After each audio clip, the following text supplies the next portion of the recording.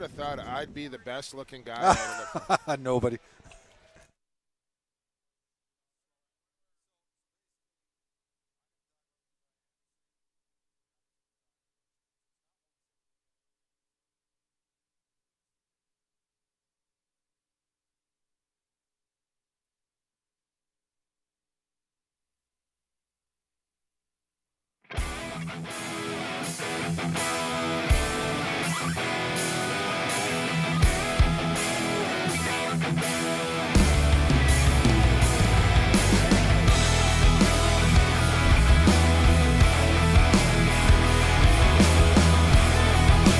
Good evening, friends, family, and fans of Canadian lacrosse. Welcome to the Toronto Rock Athletic Centre in beautiful Oakville, Ontario, and the 2023 President's Cup Championship game.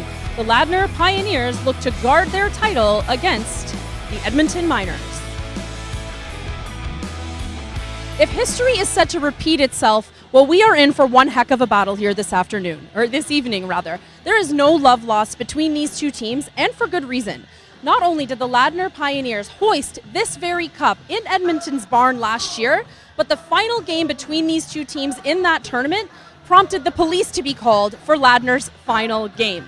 When I say that this is sort of a David versus Goliath type of matchup, it has nothing to do with the way that Edmonton plays, but more having to do with what they are paid. Edmonton has minor league players. They pay to play this game. They pay to play in this league. Whereas Ladner, they have pros. Those guys get paid to play. And so when I say that Ladner is sort of the favorite in this, that would sort of be why. They're NLL players, and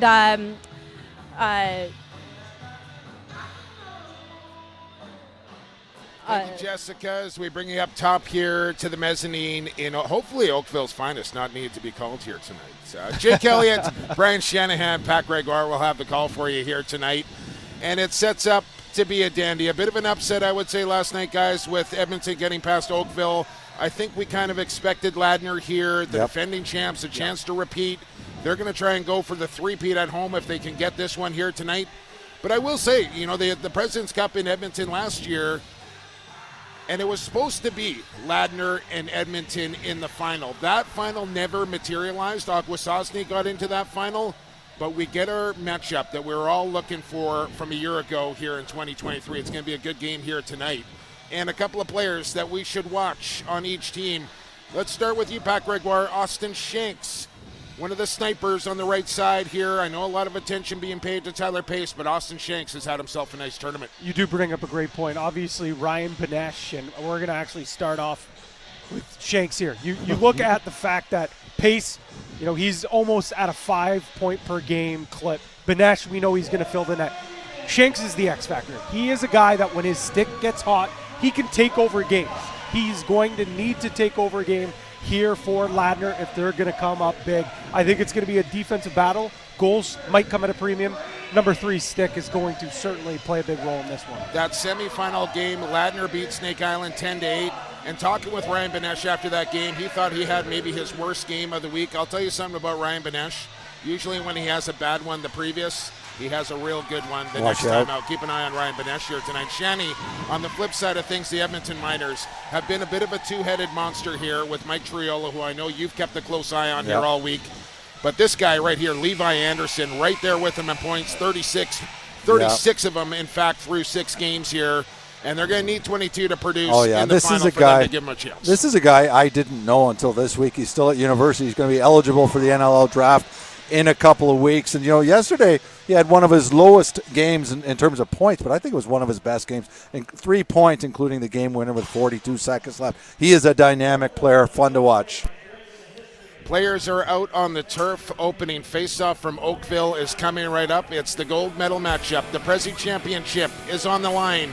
And opening faceoff on the JVI Sports Network is right up next.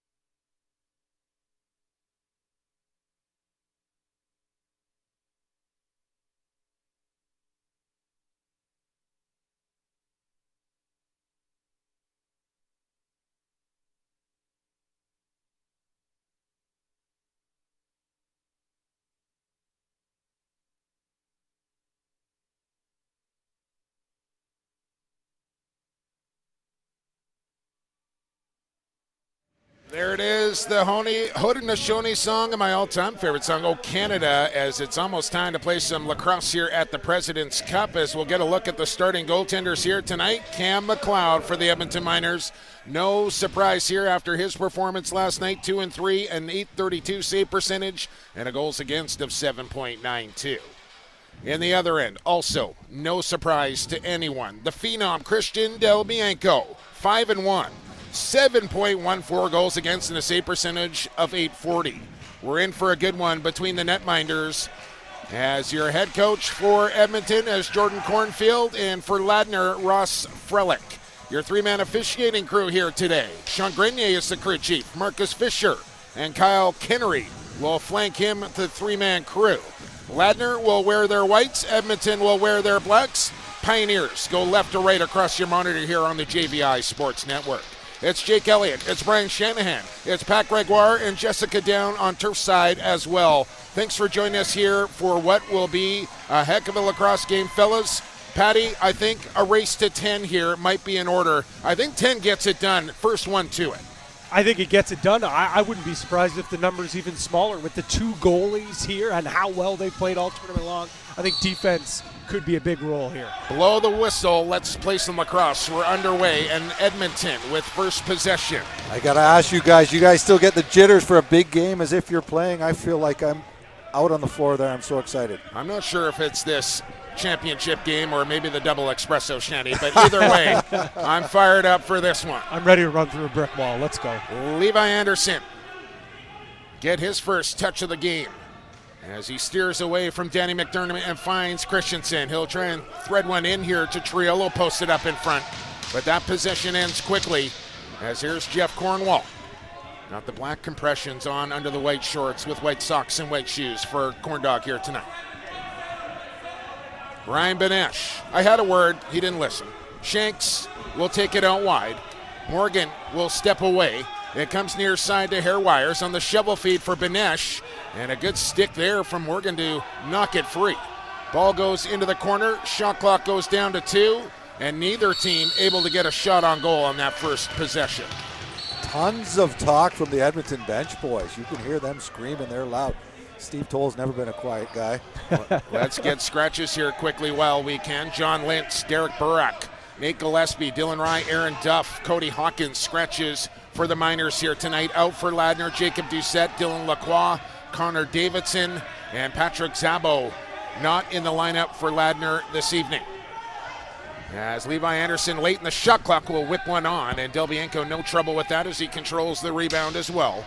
As we're just across a minute and a half in and scoreless here in the championship game. I mentioned in the open, boys, the President's Cup in Edmonton last year with Edmonton being the host. They stacked their team. Ladner, of course, put that super team together, and everybody anticipated an Edmonton-Ladner final last year. We didn't get it, but here in 2023, we do.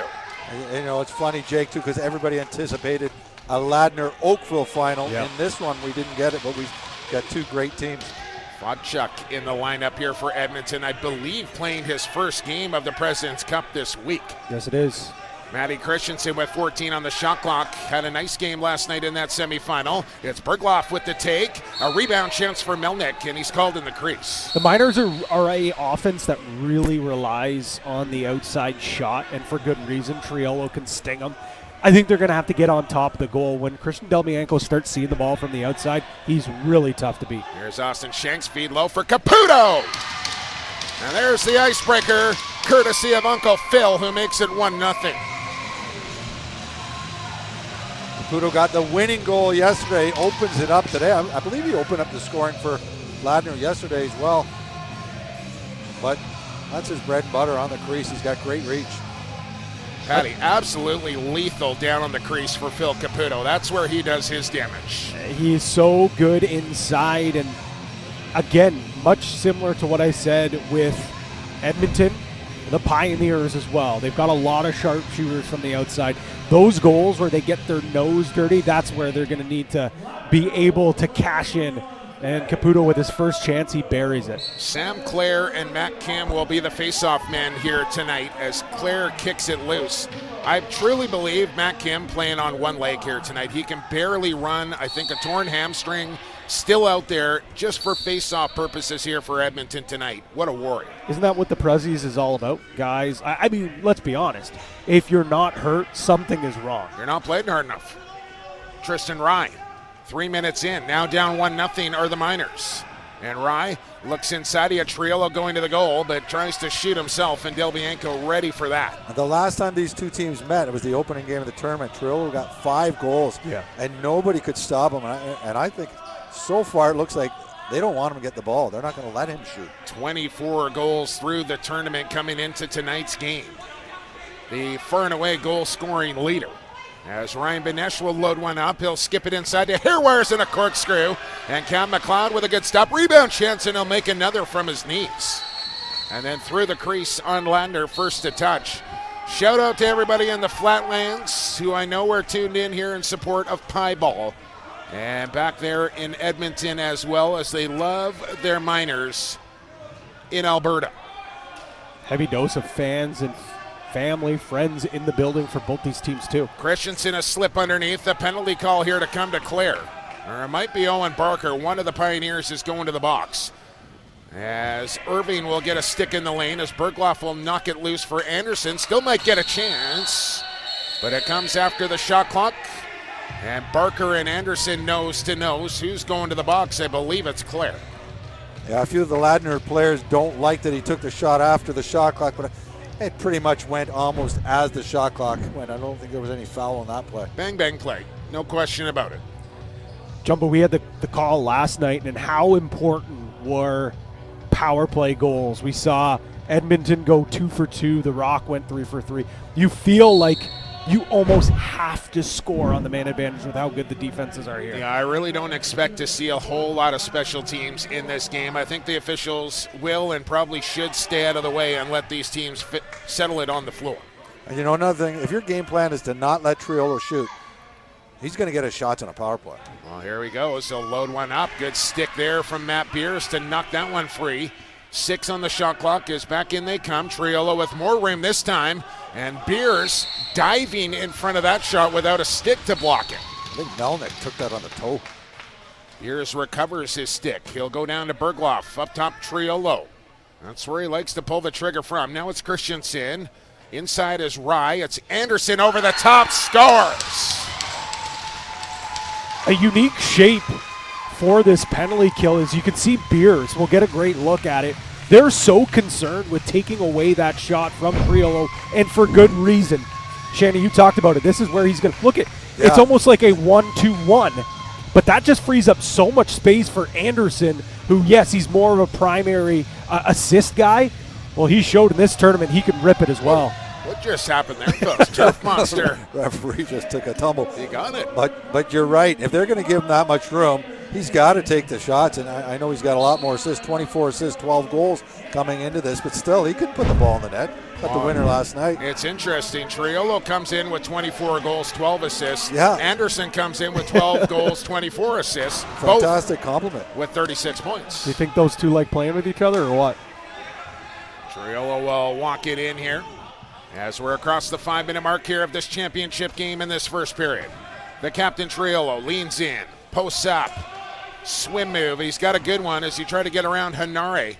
And now McDermott will go after a loose ball here with Dylan Kinnear. Jensen comes over to help out. And with 2 seconds left on the shot clock, they'll get a push on the back. So it's Ladner ball and Ryan Benesh. I mentioned the open fellas. Benny a little disappointed in himself last night in that semifinal game that they won, in fact, 10-8 over Snake Island. But I know one thing about Benesh. Usually when he has an off game, he comes back with a real good one, and we could see a big night from 17. I think he still had about 4 assists, did he? Well, not? that, yeah. But he likes to put I in a saw few him in goals. between periods, banging the ball, and he just wasn't happy with the stick, his shot. And he's a very particular player and just felt he was a little bit off. As it's the Miners' turn now.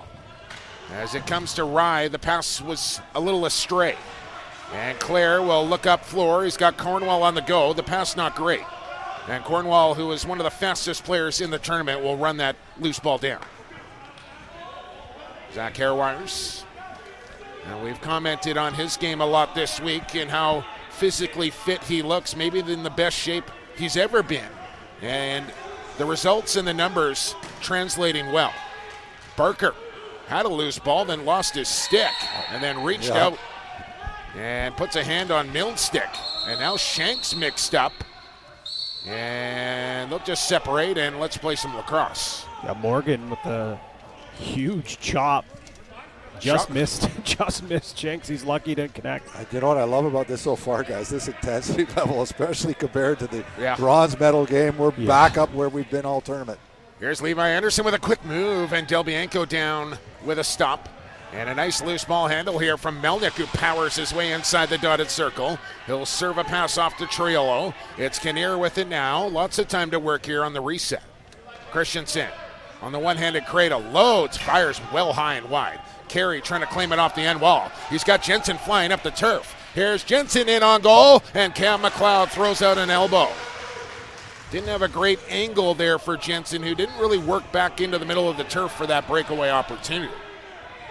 And McLeod able to make a rather easy stop as a battle for the loose ball in behind the goal. 4 Miners and 2 Pioneers on the scene, and usually the team that outmans the other for loose balls will be the team that wins. And I love what Edmonton goaltenders do that. McLeod reaches back in the pile to pull the ball into the crease. Score is 1-1. Shots are 5-5 as we approach the 8-minute mark of period 1. Kinnear will miss a ball off the corner boards. Beers missed it off the carpet, but there's Mike Mallory, who will stride through center. He's got Irving to his left, Cornwall to his right, and he button hooks inside the zone, and out will come the offense. Led by Benesh and Tyler Pace, who is leading the scoring here for Ladner this week. As he sends it across to the lefty Benesh, and now Pace will swing it to James Ray. Back it comes near side Benesh, 6 on the clock. Feet inside to Caputo, and off his stick into the corner. Tyler Burton will just muck this one, and it's another shot clock violation on the Pioneers. Port Moody bounce pass early in the first. Handled well by Sharon. Bergloff, Christensen. Spent some time in Senior A with the Langley Thunder, but has been a fixture here with the Miners for quite some time now. Rye on a step back, and he got buried by Barker. 6 on the clock now, and Tristan Rye will try it again. Had room up top, but Del Bianco throws up the shoulder to stop that one.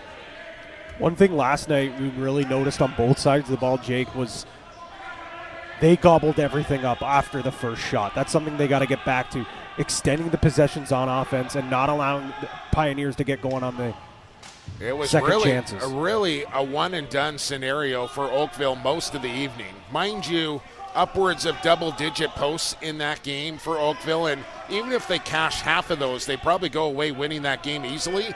But sometimes the gods are on your side, and sometimes they're not, as Shanks tried to get a little sneaky there with an over-the-shoulder job.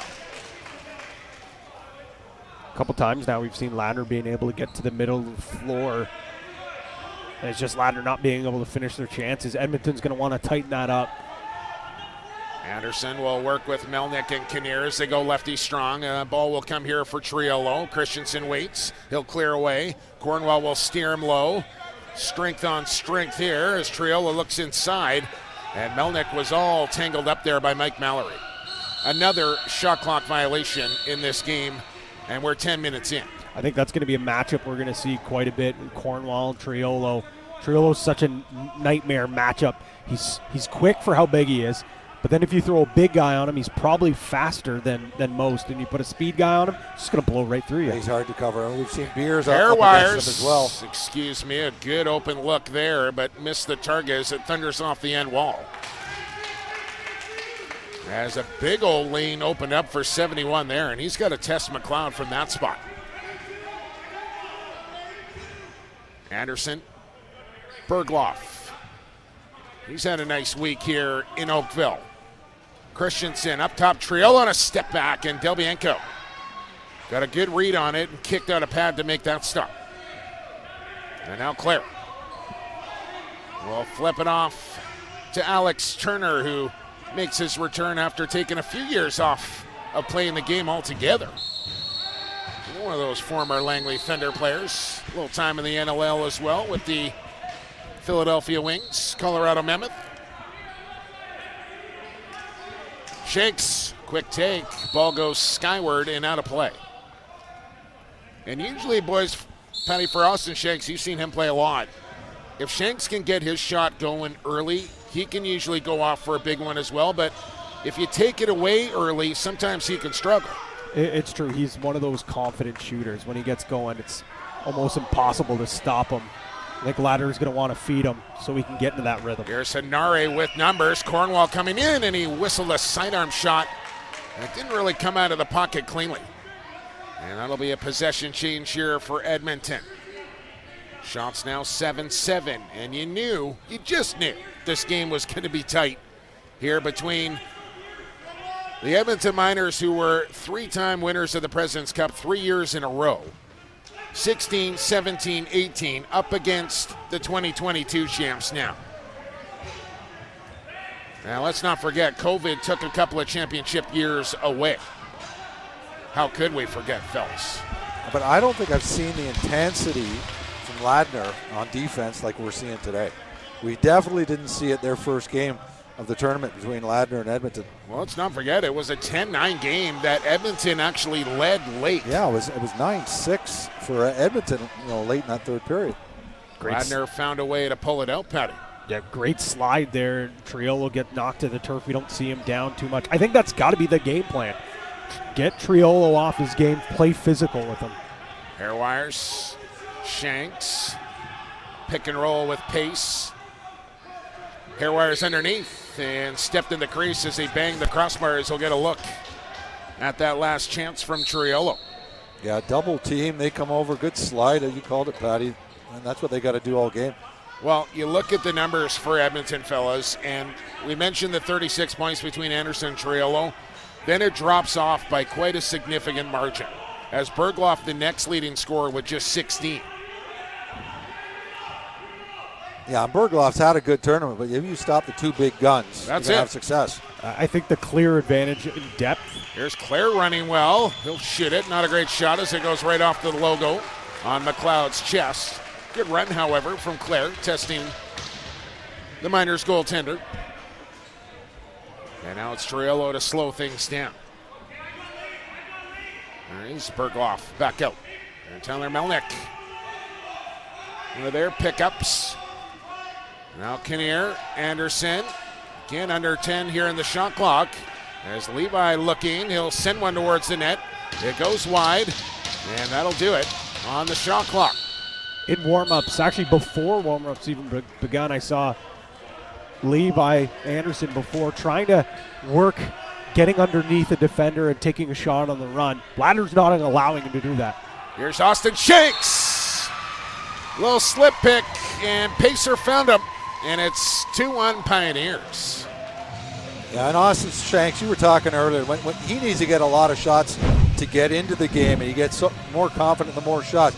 Usually he's scoring on the outside shots, but he just squeezed between these three guys, and he doesn't make mistakes when he gets in there. But you're right, he's a hot, cold guy. When he's hot, Ladner's got to love it. Well, and I think this, Patty, if Shanks can get looks inside and get one early here, like we mentioned, I don't think he wants to start and go outside in. I think he needs to start inside out, and now that he's got one from in tight, his outside shot will start to open up. It's a great point, and I think a lot of people see him more as like an outside mid-range shooter. But when he is confident and he's just picking corners from the inside, look at that slip pick he made. Oh, he's gorgeous. Deadly accurate with it, too. Does not need a lot of space to find mesh. I feel like us three have said it about a million times, Matt Carrick as well. There's guys in this tournament maybe don't shoot it as hard, but they're pinpoint accurate. He's one of those guys. Lintner, you think of Benesh, you put in that conversation. Even Q, you guys talked about it a few times. He doesn't shoot that. Triolo, a good look, and a stick-back attempt from Christensen, denied as well. And now Mallory got a stick high as Nate Hanare will come across center here for the Pioneers. Hairwires back out. Caputo. Here comes Benesh. Pace is there, and now Shanks. 14 on the shot clock for Austin Shanks. Put it in the corner for Caputo. He'll circle to the top, come over the top with it.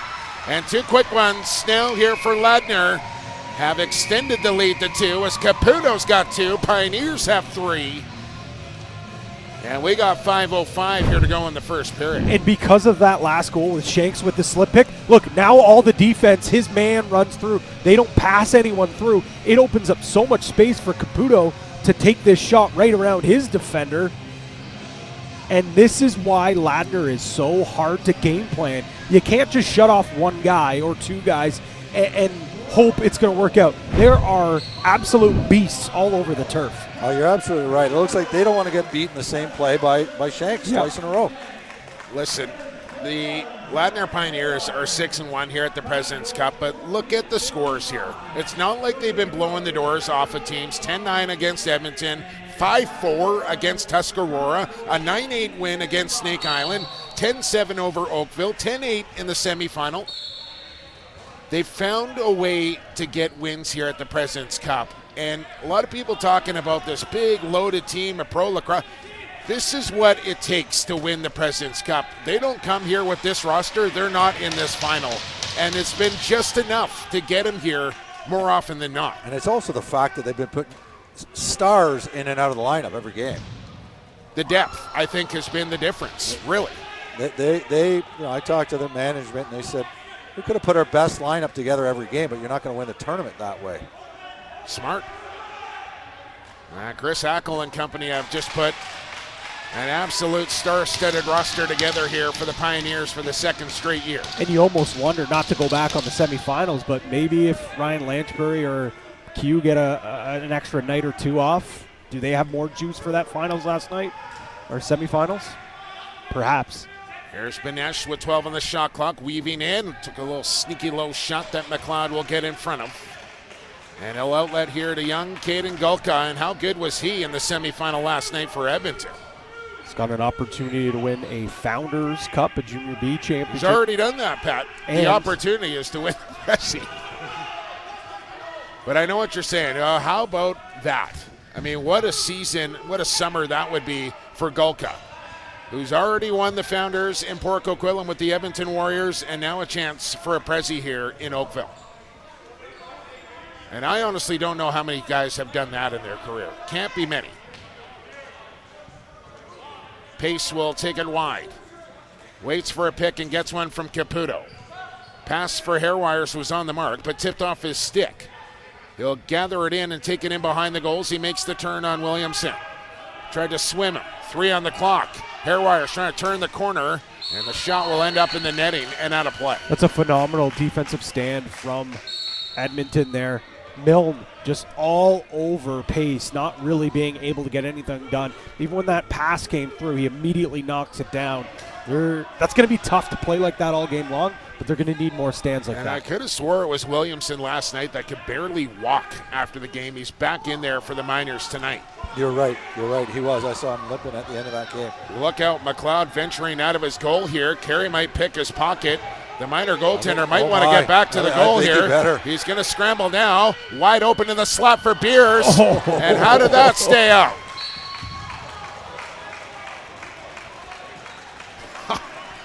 Wow. An absolute wrecking ball there, Matt Beers. And he is upset he did not cash in with that opportunity. Dangerous play by McLeod. Dangerous lacrosse player, Matt Beers. He only knows how to play at one speed. We'll get another look at that play in a minute, as we're under 2 minutes to go here in the first. Ladner leads it 3-1. They're out shooting the Miners 13-10, but the Miners pressing here with a reset on the shot clock. Levi, a skip feed, and Tristan Rye not ready for that. As here's Nate Hanari. He's got Shanks streaking to the goal. Austin Shanks, and he put it just wide. As we got a little picture-in-picture here of that last desperation stop there from Cam McLeod. I think Shanks hit the pipe on that, did he not? Came close. I was watching how that goal didn't go in, I'm going to be honest, fellas. Here's Shanks across the top, took a check up high. Shanks! Oh, Bar Mexico, Patty. Give it to me, please. This is exactly what we were talking about when Shanks' stick heats up. It's a sad day. It's a bad day for the other defenses and goaltending. Look at that shot. Again, doesn't need to just completely come with that big wind-up. He just pushes the ball. Not at all. Wind-up, yes. And the best part of it all, this was our player to watch prior to the game. He's making us look good, fellas. What a shot from Shanksy. 4-1 now for the Pioneers. Back to center we go with $1:17 to play in this opening 20 minutes. Irving dueling with Kim in the small circle this time. And look at him get after it in the faceoff dot. Irving on top, pulls it free. Mallory the loose. Nice job from Travis Irving. They've adjusted pretty well at not having Patrick Zabel play. Zabel was taking every face-off till he got hurt a couple of games ago, and I don't think it's affected them. Hairwires will work the two-man game with Benesh. He'll send a pass across. Here's Benesh backpedaling. 10 on the shot clock. Back to pace it goes. He hasn't got his shot off quite yet. He's got Caputo, gets stood up, spinning, still faking. Caputo off the shoulder of McLeod.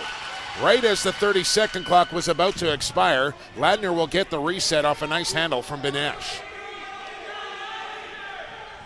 And we're under 30 seconds to go. Shot clock should be off. They haven't turned it off yet. Doesn't matter. Game clock down to 18, and Ladner can hold for the last shot. They bring Del Bianco to the goal, or to the bench, excuse me. 10 seconds to play. Keep an eye on the shot clock behind McLeod. It's just about synced up. Hair wires from the crease. Down to 2. Got to make it happen, and it won't. As the buzzer will sound to end period number 1.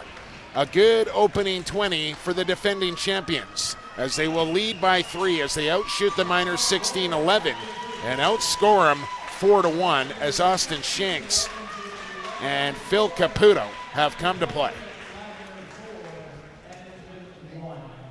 I think if you're the Miners, though, you can't hit the panic button by any stretch of the imagination. I know Jordan Cornfield will have his adjustments, but again, they cannot just continue to rely on their 2 big guns. We need other guys to step up in this situation. I'm sure that's going to be the message in the room when the offense is discussing what needs to happen. A quick word from Jordan Cornfield down to the officiating staff as he makes his way to the locker room, which I'm sure will be an inspired speech in the intermission. We will kick it to break here from Oakville with 20 minutes down and 40 to go here in the championship game of the President's Cup as they get another look at the snipe from Austin Shanks. We're back with second period action in 10 minutes time. Keep it right here on the JVI Sports Network.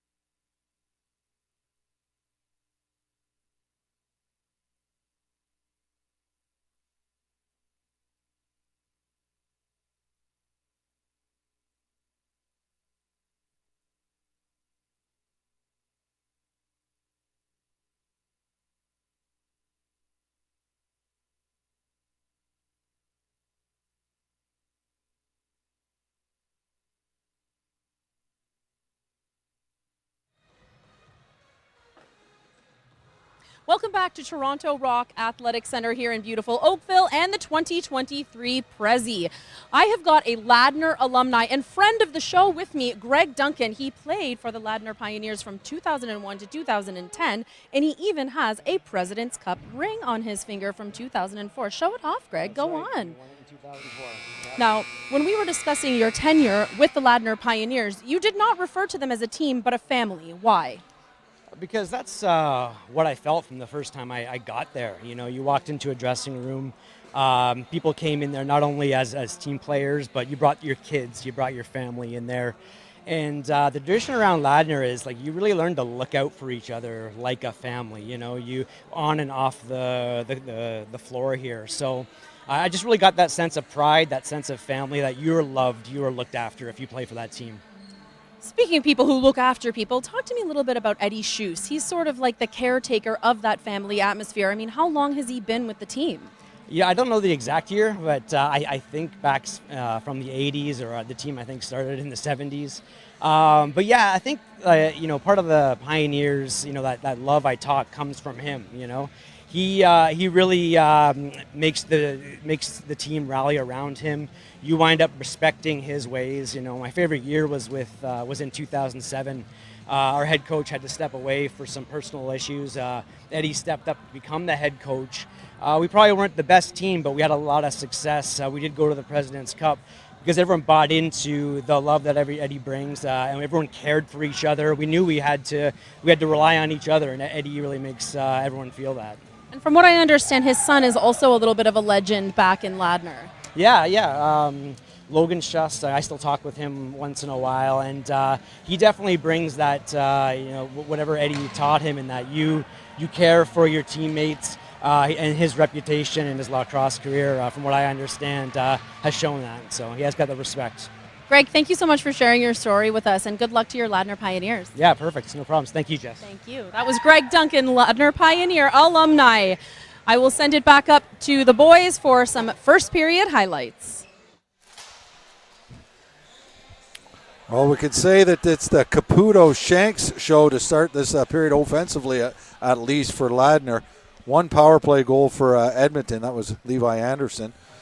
But, Patty, after this, it's some good defense for sure. But then it's all offense by Caputo and Shanks. Shanks got 4 points in this, 2 goals and 2 assists so far. And here comes that great goal from Shanks, which eventually sets up some space for Caputo. We talked about how dangerous he is. Yeah, this looks like a replay of the goal when you see Shanks go into the net. It looks like a replay of the last goal, but instead Caputo fills in that space that he takes away. And this is the beauty. Oh, my goodness. I could watch that on loop all day long. Another beautiful look at Oakville, Ontario, off to the skyline of Toronto as we're set for second period action here in the championship game between the Pioneers and Miners. Jake Elliott, Brian Shanahan, Pat Gregoire with you. And I'll say this, fellas, 4-1 Ladner after 20. Edmonton better score the next goal in this game. You just read my mind. You just got that feeling that, you know, it's been so tough to get scoring opportunities for Edmonton. They got to put one in, just give it a bit of confidence. Blow the whistle. Let's play some lacrosse. Period 2 is underway, and a face-off win for Matt Kim. And I don't want to hang any of this or all of this on Cam McLeod, who will, you know, he played out of his mind last night. Let's not kid ourselves here, fellas. And he needs to stand on his head here again because, excuse me, you know the guy in the other end is going to do the same thing. Night after night after night, you don't get an off game from Del Bianco. Transition here for the Pioneers. It's Mike Mallory on the go. Feed off to Benesh, and he missed the goal. As McLeod tried to stretch across in desperation, then Cornwall just lost his stick in the turf. You know, and I got to wonder, sometimes there's a downside of resting a player. You're keeping them fresh, but you wonder if a guy like Benesh feels like he's not as sharp as he would be if he played every game. A hammer there from Shanks, kicked away by McLeod, and the Miners will have possession. Spencer Milne. I even thought the same thing seeing Q last night. He wasn't sharp in his shooting, at least to begin with. He got a couple nice goals later. I'll say, I'm pretty sure Andrew Q is some kind of banged up after this week here in Oakville. I don't think he was anywhere near 100% last night, but like Patty said, I don't think anybody is at this stage of the game. No. Tyler Pace who was absolutely sensational all regular season, through the playoffs as well, and has led the Pioneers in scoring here at the President's Cup. His mom makes a pretty mean cookie as well, I will say. You've really done your research there, Jake. Sandy Pace's cookies are famous. If you haven't had one, Shenny, I suggest you get down to the locker room after the game here. Okay. Here's Kinnear. Twist my arm. Triolo on a whistler just wide. It'll hop just over our cameras on the glass and out of play. James Ray with the quick whistle. Now sporting a knee brace here for the big righty. He'll work in, he'll shoot it, and just bounced it wide of the far pipe. Tyler Burton trying to pounce on this thing. He'll bring it in one-handed. He's got Triolo off the bench. He'll shovel off. Triolo will shoot it. And he'll miss it as Claire hurried after a loose ball. It'll bounce around as Triolo got smoked by Ray. Now the ball rolls to center. Oh, this could be a Well, it's almost like the old XFL kickoff rules there, where both guys were racing for a loose ball at center on a head-on collision. Scores! Levi Anderson on a bouncer out of nowhere beats Del Bianco, and there's that next goal, and it comes courtesy of 22 in black. Don't get me wrong. This is a huge goal, a great shot from a great shooter in Anderson. But this all starts with that loose ball in the middle of the floor from Milne. But this shot is from deep, Shanning. And you know what's amazing? There was probably about 25 seconds left on the shot clock there when he took the shot. Well, when you get dynamic players, guys like that, when they just see, they get that feeling they can score. And it's not like Del Bianco was packed back into his crease there. No. He was out near the top of the paint. Like, honestly, correct me if you disagree, but I feel that you got to take a lot of outside shots on Del Bianco, because that's, you know, I see him beat more on the outside. I'm not saying he's weak on the outside, but inside he's just unbelievable. There is no weakness on There the is game no of Del weakness. Bianco. Honestly, I've been watching this kid play lacrosse since he was about 13 years old. There is no weakness in this game. The other thing I'll say about Del Bianco, if he ever lets in a bad goal, then it's like he's not going to let in another goal again. Yeah. Here's Benesh. Won't shoot that one as 4-2 now. 3 and 20 seconds into the second period. Shanks from goal line extended with 10 on the clock. Looking. Shanks will shoot it! Oh, my And God. what a shot there from Shanks. A bouncer. Far pipe. Posted in. And Shanks on a heater here in the final. Patty, you've seen this a lot. What's going on with Shanks here? He shouldn't have scored from there. But that's the thing. I think I heard you say this. There isn't a goalie in the game of lacrosse that Shanks doesn't think he can beat, especially when he's on a heater like this. Look at all the traffic in front, and that's probably what he recognizes. Look. He's looking for someone to pass. Nothing's working. And he just said, I'll take a shot. All right, well, I'm just going to wind up here. And again, it's a unique release, goes right off the hand. And what did we talk about, fellas? Get one early inside, and all of a sudden the outside game opens up. And I think it's more of a confidence thing and a belief in his own stick that it's going to go for him once he gets one early.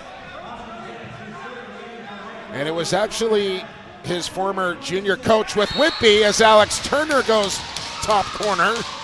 And here come the Pioneers, who respond with 2 goals quickly. And the lead is up to 4.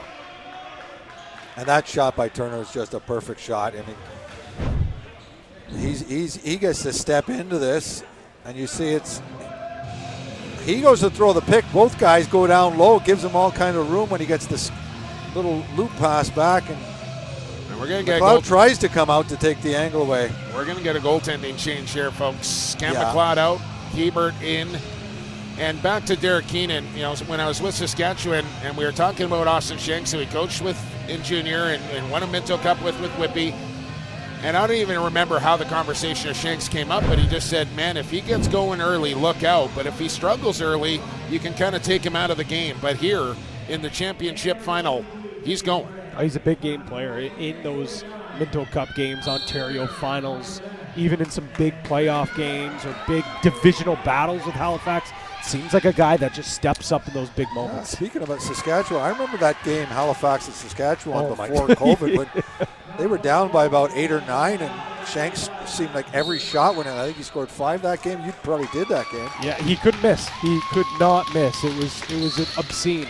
That was one of the craziest games saw I've that? ever Remember that? seen. Oh, yeah. One of the loudest. That I've really heard put of Halifax That- on the it map. sure That did. engaged that crowd like That's when I knew something they were fierce. good fans, yeah. And they lost that game too. They did. They lost in overtime, right? Yeah, but that was a big moment in that franchise and a big moment for Shanks in his NLL career. How about those two athletes colliding in Cornwall and Anderson? By the way, update, apparently Sandy Pace's cupcakes are even better than her cookies. Oh, boy.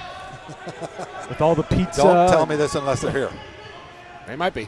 Here's Benesh pumping, and Hebert will reverse beyonda there from hair wires. Almost went, as how about it from Hebert comes in and stares down 2 quality scoring opportunities. Now Triolo will try his luck. That one went off the pipe. Here's Carey back in, maybe a 2-on-1. Carey to Benesh, fake it, and Hebert with another stop. Oh, they need that. Edmonton, no fault to Cam McLeod. Like, he wasn't pulled because he wasn't playing well.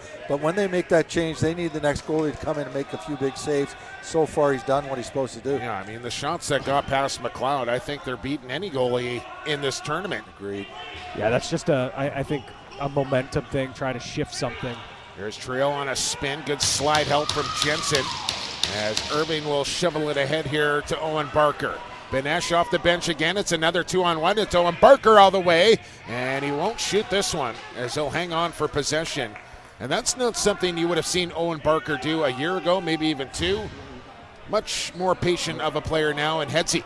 Burton's an underrated defensive player. He just bumped him enough to make that angle bad. Here's Benesh, and he put that one wide. Another chance, scores! And he feels good about that one after missing a few. Benesh will get one here, and Ladner will extend the lead to 5. Didn't you guys both feel in the last 3 minutes or so that Benesh was going to score a goal? That's about his 3rd chance since they made the goaltending change. And misses the outside shot, but he bounces on his own rebound. And I thought he's not going to miss for too long, and way too much room for him. That's going to feel like a 50-pound dumbbell right off his back after that one, Patty. Absolutely, and it's a heads-up play. This is what veterans, this is how he has a boatload of goals in his career. It's because it's not just the outside shots. He also gets the other goals where he takes the shot, he sees he misses it, defender's head turns, boom, backdoor cut, grabs the ball, puts it in the net. And the one thing on the goal he set up on Pace, yes, it might have been a little bit of a miscue on the defense. There's so much pressure and focus on Benesh. He actually was able to set up that goal there, and now he scores. Now it's like, okay, you want to talk about Shanks stick heating up? The same thing as Give with me a Benesh. chance, yeah. What do you guys think, though, about the defense not boxing out? I mean, we've seen great lacrosse, but I've seen 2 big goals in the last few days where the defense is not boxing out on a big rebound.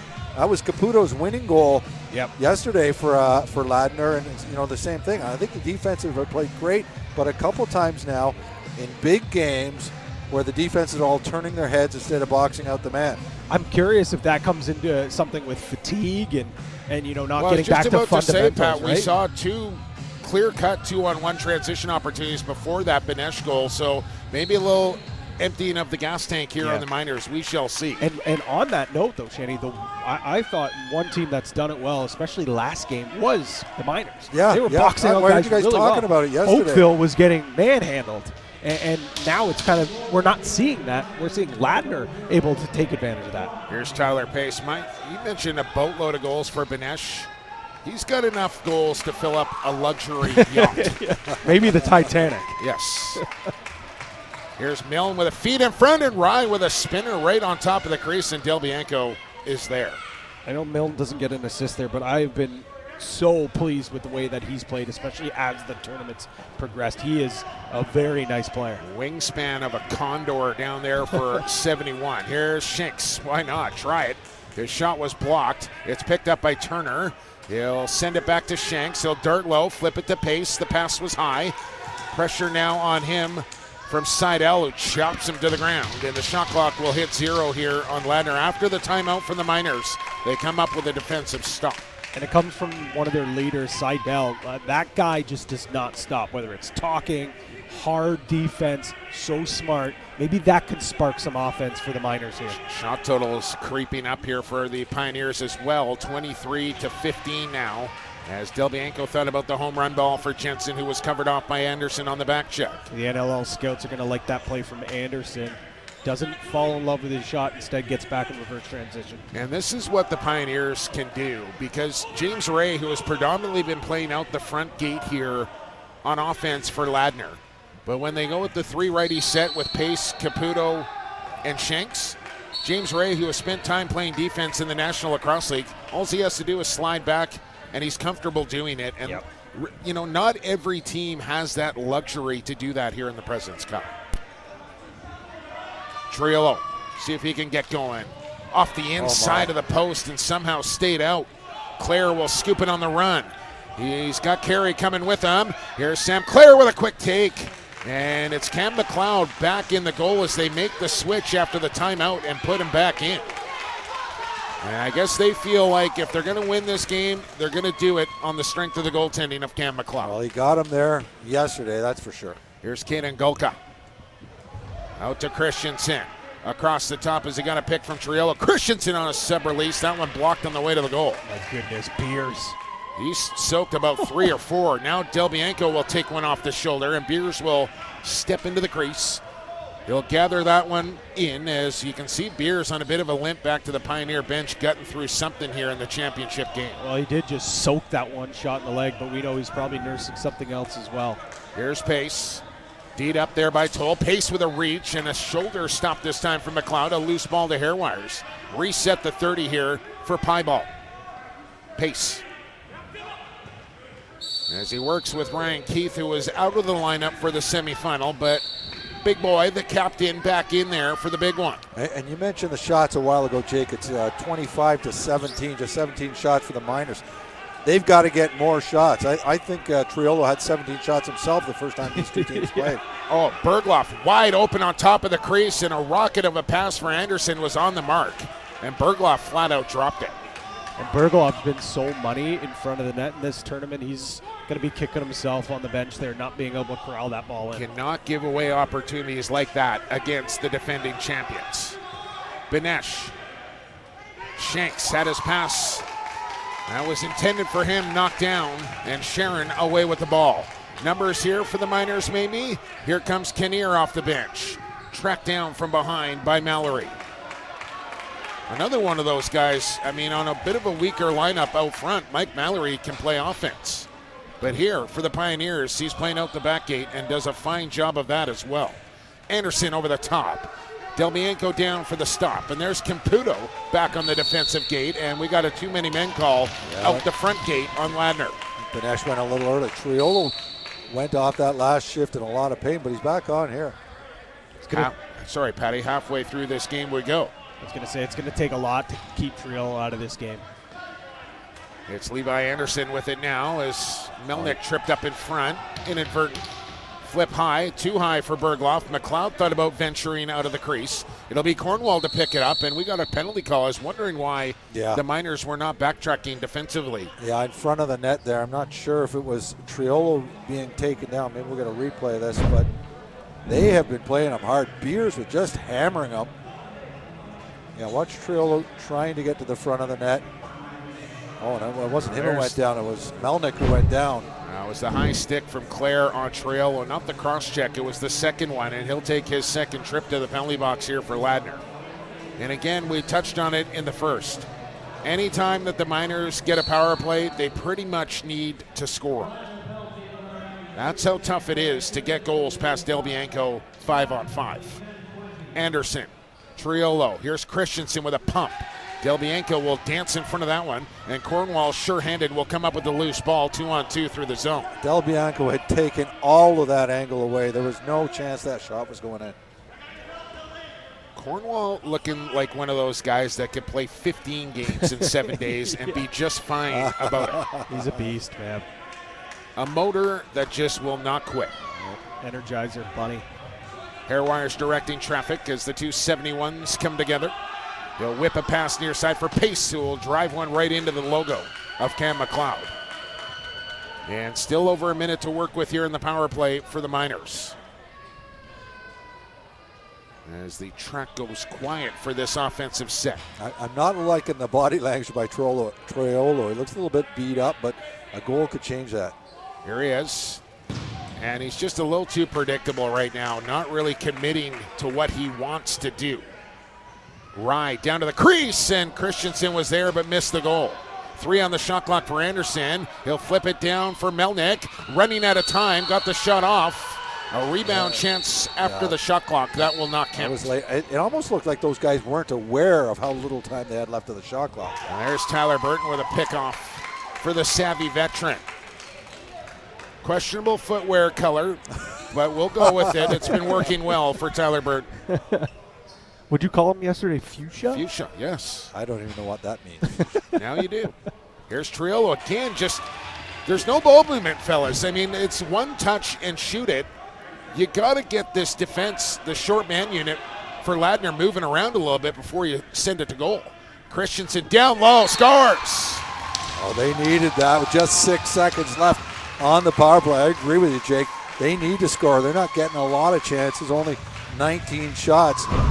But did something different. Triolo seems to be getting all his shots blocked. And this play had worked earlier. 2 passes this time, Patty. And listen, if Del Bianco is seeing a clear-cut shot, he's going to stop it. That one coming from right on top of the crease, but from outside, you got to get the defense moving and open up shooting lanes for you. Yeah, you can't. It can't just be pass and catch, shoot. You got to get creative. You got to draw something up. They run a little bit of a wheel that moves the defense, and it frees up Christensen. We talked about it. Levi's going to score. Triolo, he's eventually going to find the back of the net. Who else is going to step up? Because it cannot be those two guys. No, this defense is just too good. They're going to try to limit them as much as they can. A diving effort there from Mallory, but it's the Miners and Williamson who will win possession after scoring the power play goal and getting themselves back within 4. 7:25 to play here in the second. 26-19 your shots on goal, and what is going on there? Anderson looked like he was going to step on the bench. Burton threw him the ball, and Levi just let it sail into the bench. It looked like Anderson thought there was too many men on the floor, and he stepped off. But there wasn't. There was only 4 guys on. That's frustrating right there if you're Burton and the Miners. Well, more frustrating if Ladner scores. Here's Shanks. He's had a game so far as he'll work his way low. And a little crease shot there will miss the target. Going after it. Along the boards, 2 Pioneers, 2 Miners in there. And Turner lucky to avoid a penalty call right there. I think that might have been a little bit of a heat check from Shanks. Not the best angle shot, but with the way that he's been shooting, you're okay with giving one of those to a guy like that. He's one of those guys you think, you should shoot from that angle, but oh, nice goal. Here's Tristan. Exactly. Tristan Rye. He'll score. The Samurai sends it home. Almost looks like a chink in the armor of the defense. The last one was a power play. We'll give him that, but here, this is a lot of room for him to step into that shot. Both defenders down low. That's nice. But an excellent shot.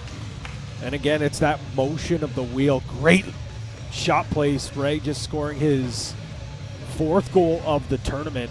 But that's a pure goal scorer's goal. Had Del Bianco completely guessing, which I think I've maybe said that once this tournament. Well, of all the President's Cups that I've seen and watched and announced, I'll tell you one thing about this Edmonton Miners team. They are not going to give up just because they're down a few goals here. Nope. This team knows how to win championships, and they will grind, mine and grind the hashtag for the Miners, and they will play a full 60 here to the bitter end. Yeah, when we heard Triolo talk to Jessica yesterday in between the periods, he said, we're lunch pail guys. We put on our hard hats and we get to work. That's what they're going to have to do now. They're going to have to really grind here. A proud franchise are the Edmonton Miners. They do things the right way, and the results speak for themselves. A battle for the loose ball along the wall, and a whistle will go here from the officiating crew. As Hanari and Bergloff exchange pleasantries, and we're back underway. James Ray will stay in play as he'll hand off to Austin Shanks. Caputo will join the mix. Down to the crease, Phil Caputo! A hard sell job to the far side, brings it back to the short side, and Ladner responds once again. And that's what good teams do, fellas. They give up a goal or a quick one, and they find a way to answer back. Yeah, and beautiful play. Caputo and Shanks have found some chemistry. The pick and roll, he goes down and Fakes far side, goes short. The amount of times I've seen Phil Caputo pull that move off, whether it's with the Brampton Excelsiors or if it's with Panther City or here in this tournament with the Pioneers, it's just such a nice move. He's so big, he's able to reach around the goalie. And you talk about it, man. The chemistry that those two guys have built together. Then you have Pace on that right side. The righties are just so tough to deal with. Hard to compete with as they're back up 4 here in the championship game now, looking for their second straight President's Cup. And oh, by the way, they'll host it next year back in Ladner. Yeah, you know they'll be good. Hard collision along the wall. Oh, look out. Slide help from Claire. Just blew his man up. Clip it. Oh, boy. Rye gets up, and his bucket is askew as Benesh sends one towards the net. And now he'll smack it back into his own zone for Barker to run onto. What a hit from Sam Claire. Clean as it gets as well. Seen a lot of big open floor hits in this tournament. You just don't get those nearly as much as you used to. There's Shanks. Shot low. Look out. That thing came off the end wall, hit the crossbar, and almost went in. Benesh will pick it up, and still time to work with here. 10 on the shot clock. He'll find Pace on the cut. The pass was low. Toll right on the back of Pace. And we'll get through the crease first to touch as we'll get another look at this hellacious hit from Sam Claire. Oh my gosh. That hurts up in the booth. I'll admit I glanced away for a second. I turned and saw him lying on the floor. I thought, why is there no penalty? He's laying on the floor and there's no penalty. That's a clean hit. And training staff having a look at Rye on that Miners bench right now. And rightly so, as McDermott, a flip over the top here for Jensen. Off the bench quickly as hair wires, but Burton is there. And now Jensen tried to tuck it to the goal, and good stick check from Christensen. 4 to go here in period 2. Shots now 29-21 Ladner with the 4-goal lead. It was Oakville in convincing fashion over Snake Island to claim the bronze earlier today. Triolo and Delbianco looking around. He's got it caught up in his gear.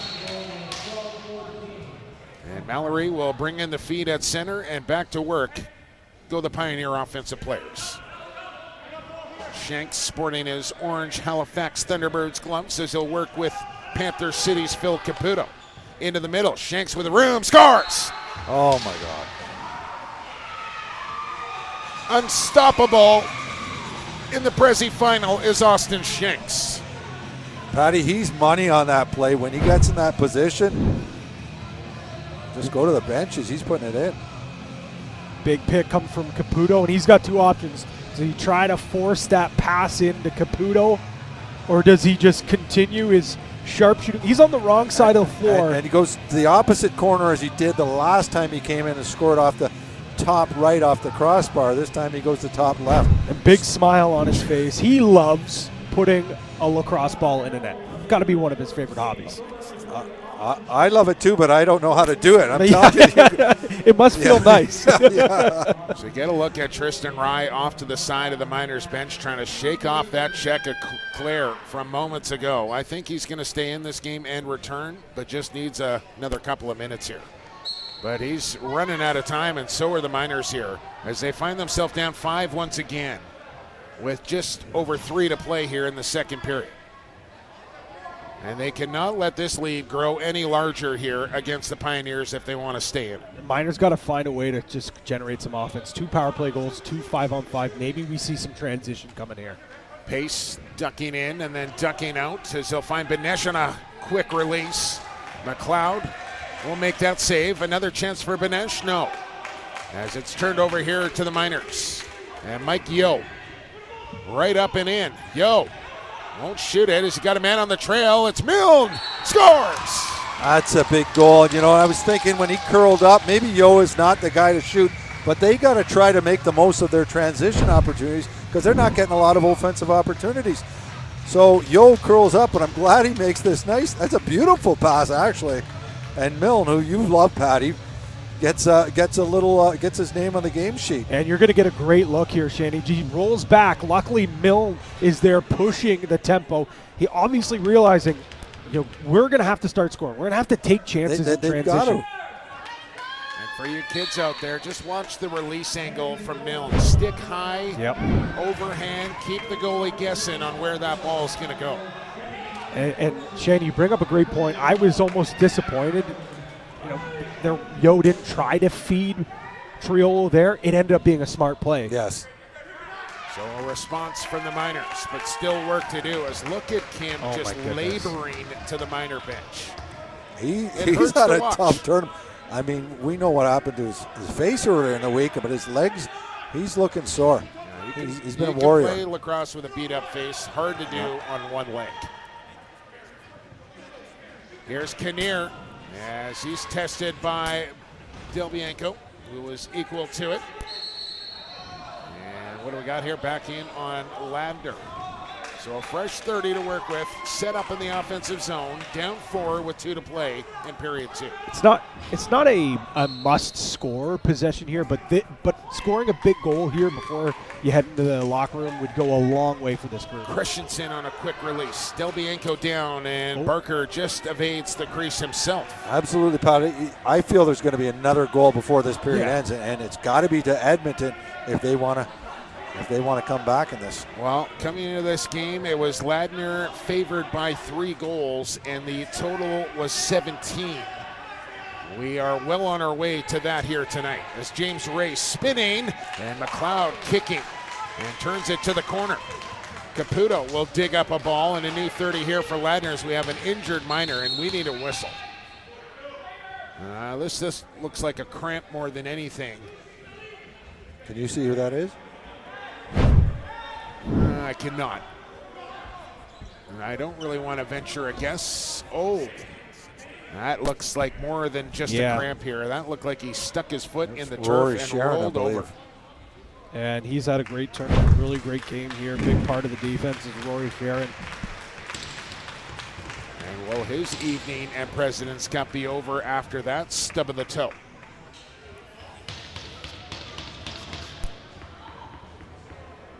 So, 32-25 now. This will be Ladner ball after a quick hydration break there for the goaltenders as well. As this final game of this week in Oakville. Man, what a week, fellas. From start to finish, the caliber of lacrosse, the parity of the teams, the entertainment, the goals, the hits, the saves. It has just been incredible here in Oakville all week long. Right here at the track, what a facility that Jamie Dowd has put together, a perfect venue for a tournament like this. Inside for Ray on a spinner, and that missed the goal. You can't ask for much more. No, I know Matt Carrick said earlier, we'll get a chance right here. He said, maybe the track isn't gritty enough for the Presidents, but I honestly think with the turf, it's allowed the play to be so high quality. We're not getting the wipes, and looks like we have Burton down. Burton down here. As I mentioned I think last he ran night, into his own man. Yeah, it was. I mentioned last night. You just want an idea of how difficult and taxing this tournament is.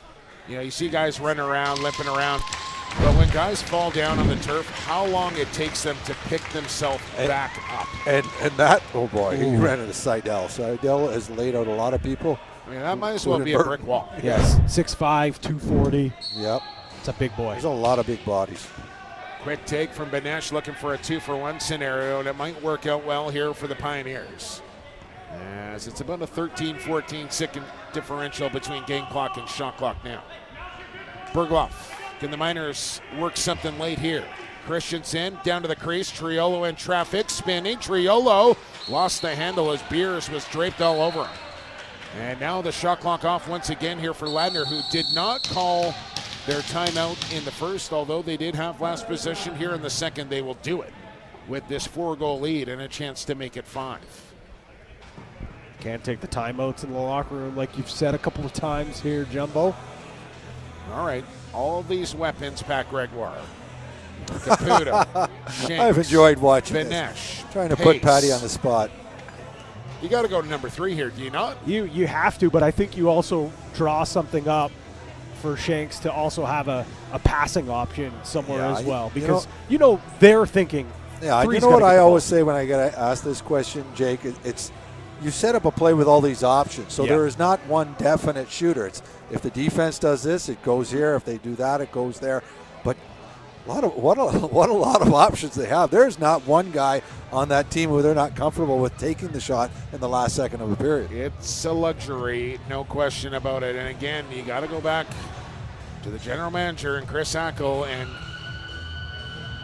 Bringing in these guys. Well, I mean, you can assemble all the star power you want. It doesn't always translate into success. Yep. You have to Very good find point. the right pieces to fit in the right spots and have that chemistry, that team chemistry.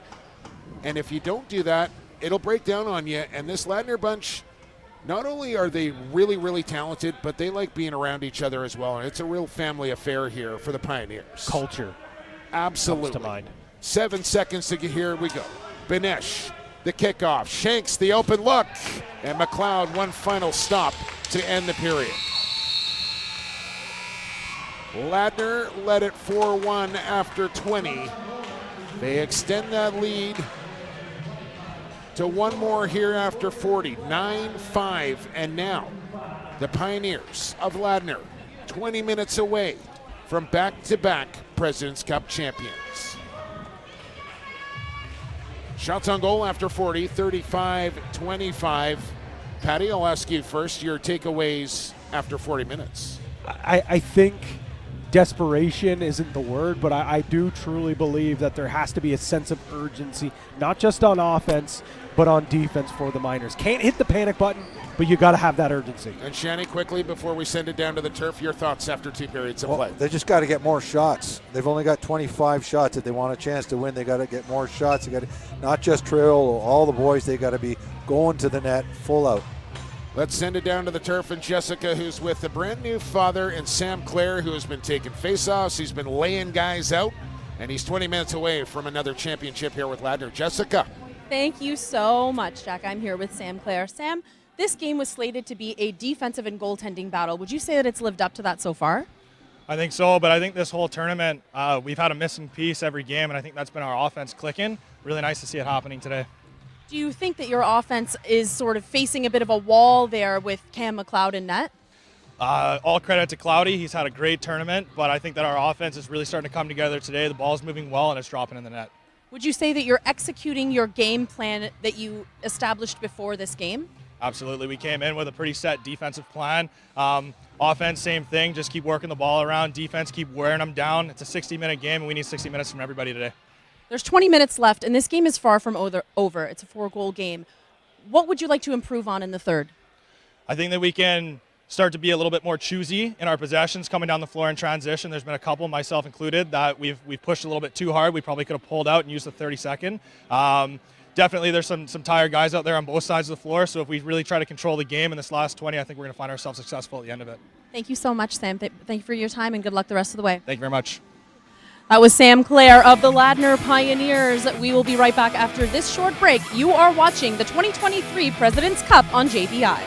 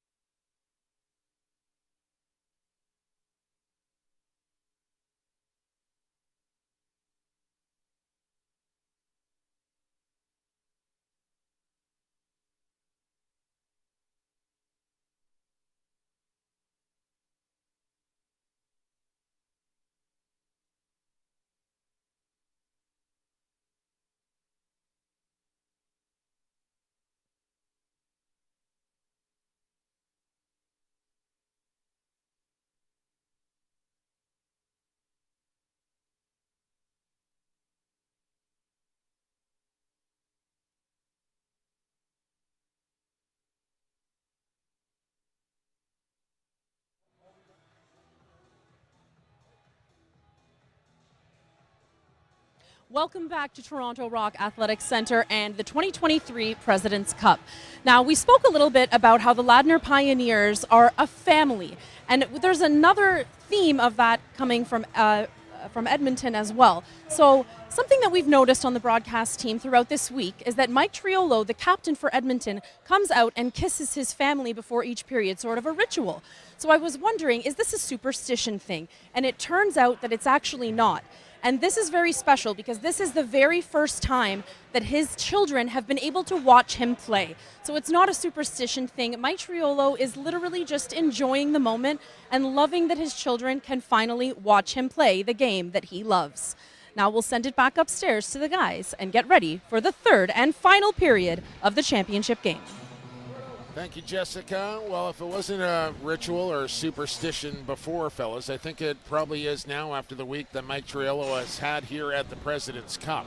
He's going to need a little more, as will his Miners, however, as they are down 4 goals with 20 minutes to play and a championship on the line.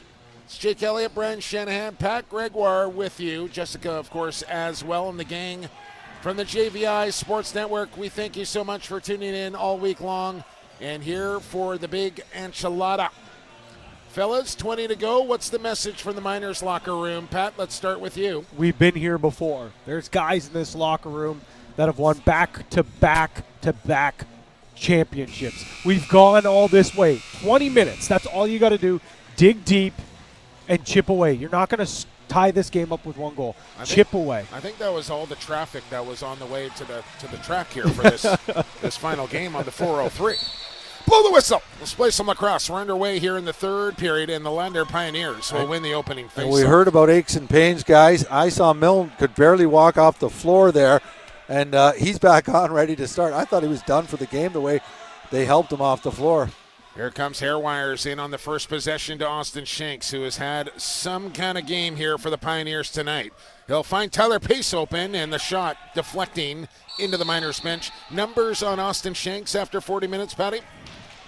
4 goals, 3 assists for 7 points. In on 7 of the 9 Genos here for the Pioneers. Here's Zach Hairwires on a shovel to Benesh. He's got 1, looking for 2, but Cam McLeod has other ideas. Well, McLeod had to be careful there as that one went up, but crease call anyways. And here's Milne, who had 1 for the Miners in that second period as he was set up from Yo in transition. Christensen, he had 1 on the power play in the first period. This is Anderson, who had a beautiful bounce shot for the Miners. They'll need more from him as well. Triolo on the drive. Gets to the rack. Scores! And when the outside shot's not working, Shanny, you go inside, and that's what Triolo does there. Yeah, and when you just said they'll need more from Levi Anderson, I thought they're going to need more from Triolo, and here he does it. It's not even his swim move. He just muscles his way to the net, muscles across the crease, reaches in, and they need that goal. They needed the first goal. I actually love the fact that we can't throw flags, or the coaches can't throw flags at least. That's why these games have lasted less than 2 hours for the most part. Oh, they've flown by, yes. Exactly. But Triolo getting his 25th goal of the tournament now. Couldn't have come at a better time, but you guys nailed it there. He can't just rely on that outside shot. I know he's an elite shooter from out there. It's not working. He's not sinking his shot. Find other ways to be effective. That's what he does there on that last goal. And when they know that he's a threat to go down low, that changes things. It all opens up. 3-goal game. Ladner with it. Trying to answer back as they have many times in this game so far. Pace. The dart wide on Seidel. He'll slip underneath. Pace, and his stick was checked at the last second to deter the scoring opportunity. Yeah, that was Seidel doing the stick check. I mean, he's a physical guy, but a nice finesse stick check. Tyler Burton will drive it in deep, and he'll play back to Christensen. And is Burton going to stay out there? He might. Christensen had his stick knocked right out of his hand. And now Cornwall is off to the races. He's got Hanari up ahead of the play, but the Miners are back. And they'll bring the offense out here. We said it could be a race to 10 here tonight, fellas. Ladner 1 away from that. I think I said it, but I still believe it. I think 10 gets the job done here. So which means Ladner will need to, the Miners will need to play pretty much a perfect period here in the third. Benesh late in the clock. And one last chance there. Gets it on target. Now a reset up for grabs.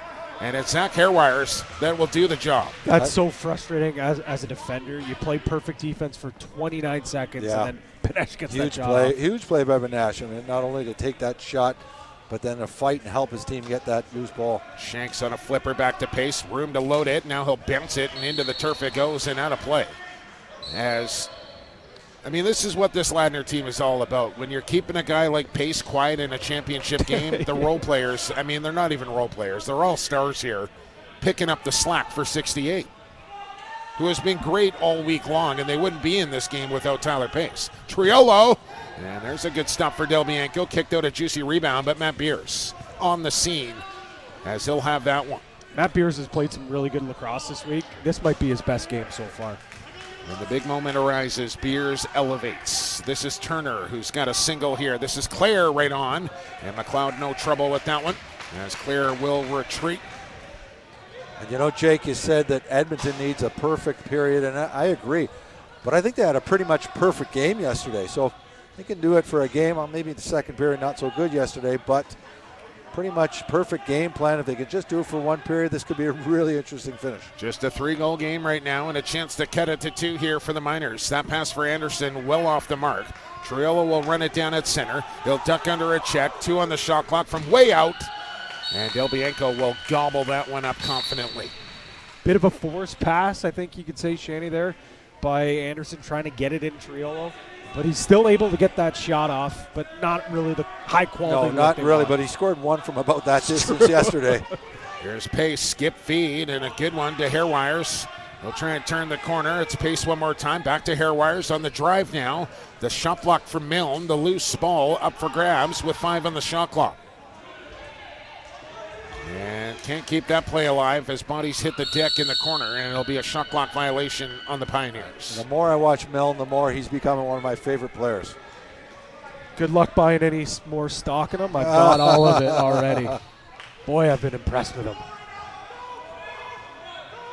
Christensen took a chop high from Barker, dislodged the ball, and that possession over in about 2 seconds there. Wow. And Barker's had a great game too. We talk about matching up Beers against Triolo or Cornwall. They have no problem putting Barker up, even though he's a lot shorter than him. He plays them so tough. Hard-nosed, rugged defender is Owen Barker, whose game has come a long way since early in his career. Pace in front. Caputo. No dice. And it's Yo on the pushback the other way as we are across the 5-minute mark already here in the third. Just the 1 goal so far, and it came from this man, Mike Triolo. On the dangle, on the load. And I don't want to hamper on it, guys, but that's early in the clock without a pass on offense, and you're shooting to the goal from 25 feet. Can't do it against this Pioneer defense. You got to work the ball, and you got to make the defense work just as hard. And that's an easy possession on the back end for the Pioneers. And I've talked about this many times throughout the tournament. You get a better chance of scoring when you're moving that ball east-west. The outside shots work better that way. And Del Bianco's set. He's watching for it. He's ready for it. You got to get the ball east to west through the zone a couple of times and get him moving across this goal line as well. Burton back up and in. He'll try his luck and score! Oh, my gosh. Well, that's different because Del Bianco not expecting number 7 to pull the trigger. None of us were. And that one finds rope, and it's a 2-goal game. Huge when you get a goal like that from when you're defensive. How about 23 seconds on the shot clock? First of the tourney, Patty, for Tyler Burton. I'll tell you right now. It is. It is first of the tourney. He's played a great tourney. But what's he doing taking that shot? That's one of those plays with 23 seconds left on the shot clock. Shanny, that's exactly why he took it, because nobody was expecting him to take it. On the flip side, everyone is expecting Triolo to take that shot, and that's why it didn't work. No, you're right there. And it's also shooting around a big body. Yeah, there was a screen. I don't think Del Bianco could see the shot. He went down. Oh, look out now. 2-goal game. And here's Christensen in, and a chance to cut the lead in half. He'll load it, and a good stick there from Hanari to block that one.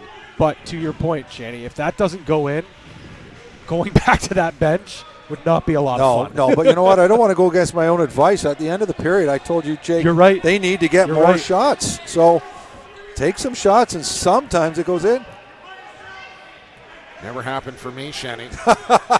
Here's Shanks. He's had a bunch go in this game, but not this time. His foot went in the crease instead. Jared Toll. To Caden Gulka out for an offensive shift here. There's no sign of Tristan Rye since that big hit from Claire. Yeah, it's a few times now we've seen Gulka go at the Odor. And now it's Melnick down to the crease for Bergloff on the wrong side of the floor. He'll circle in behind the net. He'll find Melnick. He'll drive it. He'll try and look for the short side, and I don't think that one ever made it on target as Barker picked it off. Owen Parker on the run. He'll stop up. He'll give to Benesh, who will look for open space, and he's got a man coming. And James Ray up high. He'll go down low for Tyler Pace. Bodies into the middle. Pass comes to Benesh. Fake the shot. Post it up. Kick it back to Pace. He'll take it off the window as Seidel was knocked down. 5 on the clock. Here's Keith, who took one up high. And the shot clock down to 2. Keith will just dump it into the corner wisely. We haven't seen a lot of Keith this game, but he was that shift. He was just pounding guys, and he was on offense. Real inspirational leader. Wears the captaincy here for Ladner. And really the heartbeat of this Pioneer team. That was Jacob Fodchuk as well on that slide. Maybe one of the bigger defensive plays we've seen. That's his first game of the tournament. Yeah. Here's Christensen. And that one might have caught the outside of the puck. I got to be nice to Keith as well because he's bringing home that Black Woody for me as He's well. the only guy out here as big as you, too. Well, yeah. I wanted to take care of that thing. Here's Melnick. And another stop low this time for Del Bianco. Great save. And it looks like that last shift there, Beers was pretty much shutting off Triolo. We'll see if that's a game plan going forward or if they're going to throw it in every good so opportunities by other players. Yep. You know? Time ticking down here in period 3 as Austin Shanks goes to work. He'll give it to Tyler Pace, and now Hairwires with 10. He'll spin away from a check of Williamson. Find Benesh, scores! And a big old fist pump for Benny as he knows that's a big one as he restores the 3-goal lead here for the defending champs. Big goal, Benny. How many times have we seen a two-man game worked to perfection with Benesh getting the ball and getting some space here? We're going to see one end. Oh, did that hit the pipe? That hits the I pipe. didn't realize it the first time. And Shanny, you talk about it all the time.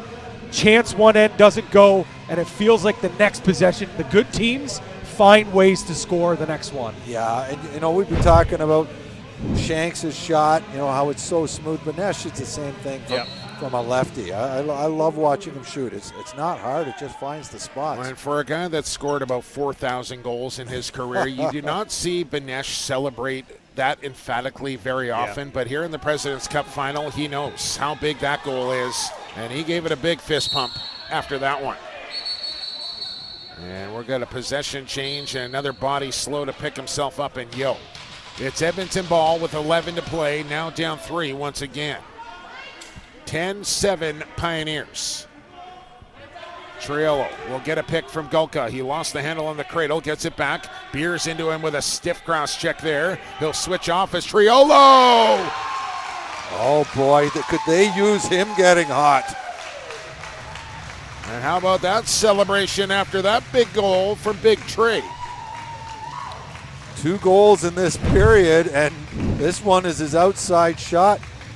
Man all over him. That's Beers. Well, give Gulka some credit for that pick. It gives him a little bit of room, but he just caught Del Bianco moving the wrong way. I'm so glad you mentioned Gulka on the pick, and it's not the biggest pick. Obviously not the biggest body, but it goes to Beers, creates enough space where they have to switch, and that just gives Triolo enough time and space to let that shot go. How about the effort there from Matt Kim off the faceoff from his knees, comes up with that loose ball, limps his way to open space, and finds a teammate to preserve a possession for the Alberta champs trying to claw back. They're down 2 once again with a half a period to play here in the final. Levi Anderson, goal line extended. He'll get the switch off with Mallory. Triolo, and Del Bianco in perfect position for that stop. Do you get the feeling that it's scarier now every time he winds up to shoot? With the score just 10-8? I get a little nervous, but I don't know if Delbienko is. He stared down the best shooters in this game for a long, long time. Shanks, a quick take, and McLeod, who we mentioned will need to be near perfect the rest of the way here to give the Miners a chance. And those are the ones that were all going in for Shanks earlier. McLeod has had a great period. Christensen is back on. Anderson is back on. And the late man coming is Darren Kinnear. Golka will open himself up, but it's Anderson all the way. He'll fire, just missing. Loose ball to Hanori, who can really run. He'll bust away. Golka trying to run him down and does well to cut the path off to the goal. That's two plays that's not going to show up on the score sheet, but Golka doing all the little things that you need to do to win big games. And those young, fresh legs still looking pretty good here deep into the tourney. Tyler Pace couldn't bring in a low pass as he was open in front. A bounce pass to Milne, and the Miners are away with under 9 to play. Triello, the latest goal scorer, back on. Miners down 2 and a chance to cut in once again. Barker will stand him up. Triello will back away. Now Cornwall will pick up. Triello drives low, double team on him. 8 on the shot clock, somebody open. Triello powers to the goal and got a shot off, but called in the crease for the right-hander. And look at 2 Ladner Pioneers taking about 3-4 seconds to get off the turf. You might be thinking like Triello, he's got to dish it there. Pioneers took that away. He had no choice but to try to take that to the net. Caputo makes the turn in the corner. Benesh will accept a bounce pass. He'll get an up pick here from Turner. He'll pop out. Turner scores! Alex Turner with 2. Pioneers with 11. And the lead is back to 3. What a shot. Yeah, only 1 goal coming into this game for Turner, and 2 in this one. Both outside shots, but this is just a perfect shot. That's the chance we see by Triolo earlier. Stepped in the crease anyhow, but the pick and pop is really working between Benesh and Turner right now. Benesh drawing the double team, Pat, and it's the other guys that are finding themselves with open looks. That's twice. It's almost like it's the same goal, but flipped down in the other end. Yeah. Miners got to know that they can't. I get it. Benesh is one of the greatest shooters and goal scorers the game's ever seen.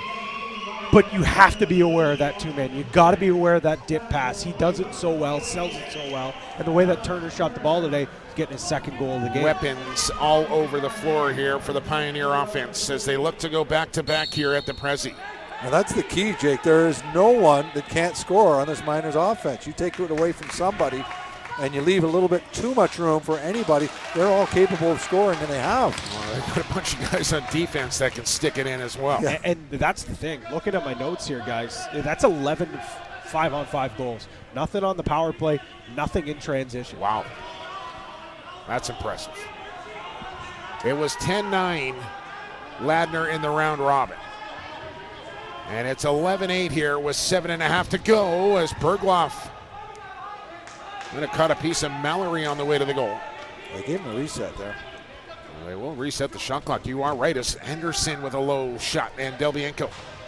I'd really like them to start feeding the ball to Anderson. Maybe clear out some space. Allow him to use his athleticism. Beat guys down low. We've seen him do that consistently in this tournament, whether he takes it to the net or, again, it opens up a seam for a pass. And with this veteran-laden team that the Ladner Pioneers have, you know they know how to steer home a win in the 3rd period as well. As Benesh had his stick tangled up. What have we had here, boys? Just 1 power play this evening? Couple power Two plays. power plays. Edmonton both scored on both. Yeah, their power plays 2 for 2. Christensen and was it Levi? Levi Anderson. Yeah. A shout out to the officials, all of them here at the President's Cup this week. Maybe the toughest tournament to officiate. And these guys are letting them play and letting them settle it down on the turf here at the track. And that's what you want in a championship game. Call the obvious ones, but don't get involved if you don't need to. It's a beautiful swim move from Anderson, foiled by Delbienko. Is that what you were looking for, Pat? Here comes Cornwall in transition. Anderson dipsy doodle there when they got a little bit of room. Beautiful play. Well, I mentioned it, Patty. He can create his own shot at will. And not many guys in the game can do that, but Levi is one of them. And that's what makes him such a promising prospect at the next level. The fact that also he can go at the back end and be a transition player as well. Here's Pace, back to Benesh. He'll fake, he'll take a kick stop from McLeod. Don't forget, NLL entry draft, September the 16th, right here at the Toronto Rack Athletic Center. I have a hard time seeing him getting out of the top 5. I really do. Especially with Jordan Cornfield on that bench in Panther City. Oh, yeah. He'd like to get his hands on Let's that not player. get carried away. Vancouver with the 2 pick, Pat, so just simmer down over there. I said not out of the top 10 All or right, top all right. 5. That means he could go too. I know the head coach and general manager of the Vancouver Warriors, Kurt Malosky, is tuned into this one. You can guarantee yourself of that. And I know a lot of people are. We appreciate everybody tuned in here to the JVI Sports Network all week long for the President's Cup and here for the championship game. It's been a marvelous week in Oakville, as Beers will knock a ball down the floor and a 30-second shot clock violation on the Miners, who are complaining that that was a possession for Matt Beers, and I think they're going to actually talk this over. I didn't think it was. I did not either. Worst case scenario here for Ladner, Yeah. it's a face-off, but I think this is Pioneer The ball. referees just talked about it, and they said, no, he scooped it. He didn't pick it up. Yeah, Sean Grenier moving with his hand, saying it was more of like a bat out of the air. Well, the Founders is done. The Edmonton Warriors are your champions of Junior B lacrosse. The Minto Cup is done. The Burlington Blaze are your Junior A champions. The President's Cup is now 5 minutes and 5 seconds away from potentially being done. The Man Cup, the Big Daddy, will begin September the 8th at Queen's Park Arena as the Salmon Bellies go for Man Cup number 25, and it's a rematch of those mid-90s Man Cups that Brian Shanahan, you were front and center for on back-to-back years with the Six Nations Chiefs. We played them 3 times the man, 1 year with Brampton. Pace looking, McLeod just enough. Here's Benesh open, the pass comes to Hairwires. Look at him snap it around now, as they'll get a reset on the 30. Shockingly, just about every guy in offense has scored here for Pioneers except for Pace. I don't think Hairwires has one either. But that really tells the tale of how deep and how good this Pioneers team is. If you can go a game without Pace finding the back of the net and still put up 11 in a championship game, that's depth. I thought we might have spoke too soon as he took that outside shot. You look at that last chance. Oh, man. Crossbar back and out. Wow. Doesn't get much closer than that. You mentioned your friend Kurt Malowski. He was on those New West teams back then. He was indeed. What a competitor. He's a great coach, but he was a great player too. He might not want to talk about those series as much as you do. No. Yeah, I could go on forever. Sure. Here's Levi as we go under 4. He'll pass inside to Trillo, who was double teamed, and that's really, Pat, I mean, this has been a constant dose of defense, double teaming Mike Triolo. Yeah, they do not want to get his hands free and allow him to take those shots from the outside, but they're also doing a good job on Anderson taking away underneath. Hair wires, why not? Let it fly wide of the goal. Here's Burton trying to race away onto a loose ball. Tyler Burton, scoop it up one-handed, make the turn. Burton over the shoulder, and he put it over top of the net.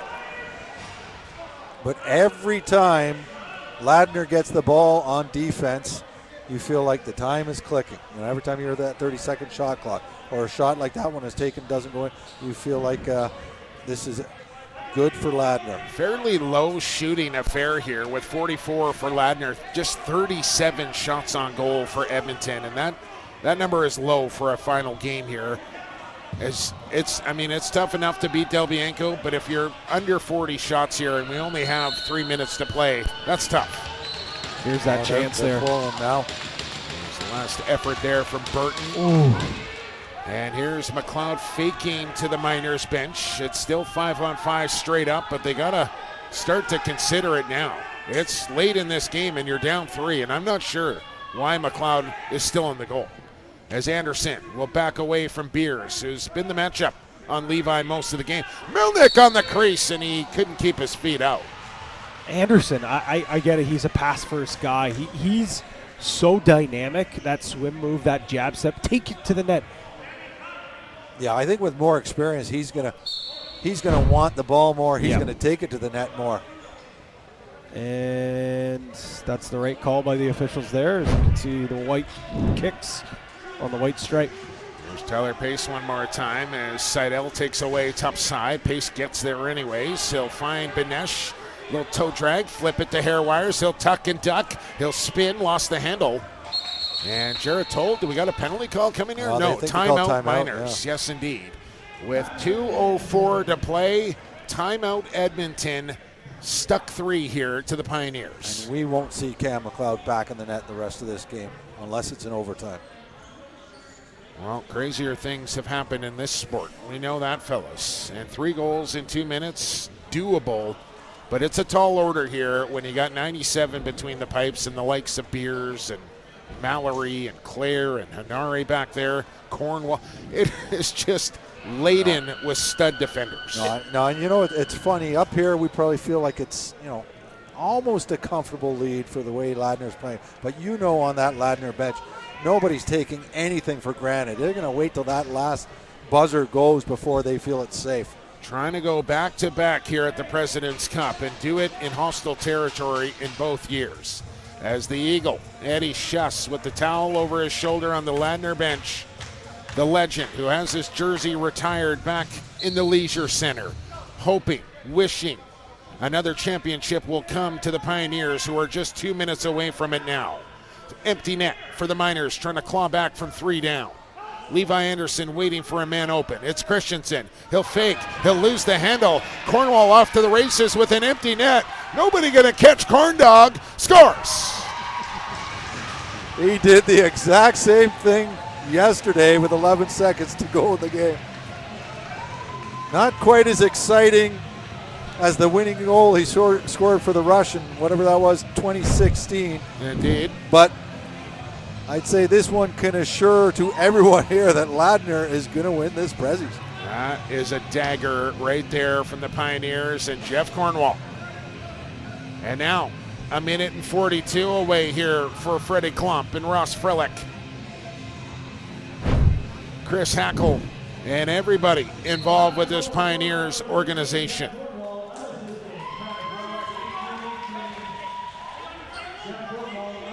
It's desperation time now. Throw everything you have at this Pioneer team if you're the Miners. Got to go quick, too. That's the thing. And I'd be remiss if I did not mention John Burr, the owner of this Pioneers team, who has been a part of this organization for a long time here. He's a Ladner native. Mother started. And just, it runs deep in the Burr family, who do so much back in British Columbia and out in the Delta and Ladner areas for lacrosse in British Columbia. And I know how much this championship will mean to that family. Benesh trying to run down a loose ball, and he'll do so. And now Ladner, 50 seconds away, and don't need any more goals in this one, as they'll just start to play keep away. The Miners, who punched their ticket to the final with an upset victory over the host team Oakville, will come up short here in the 2023 final. But what an effort from this Miners team just to get here to the final after a 3-3 round robin. And they'll always be in the mix, and don't be surprised if you see this Miners team in Ladner next summer. Levi Anderson with just seconds left as Melnick loses the handle one more time on a defensive effort from Mallory. The clock down to 10 as Levi Anderson will try one from long range. This one will end up in the stick of Owen Barker, who will take it behind his own goal, and the celebration will start here on the Pioneer bench as they go back-to-back at the Prezzie and are champions once again here in Oakville.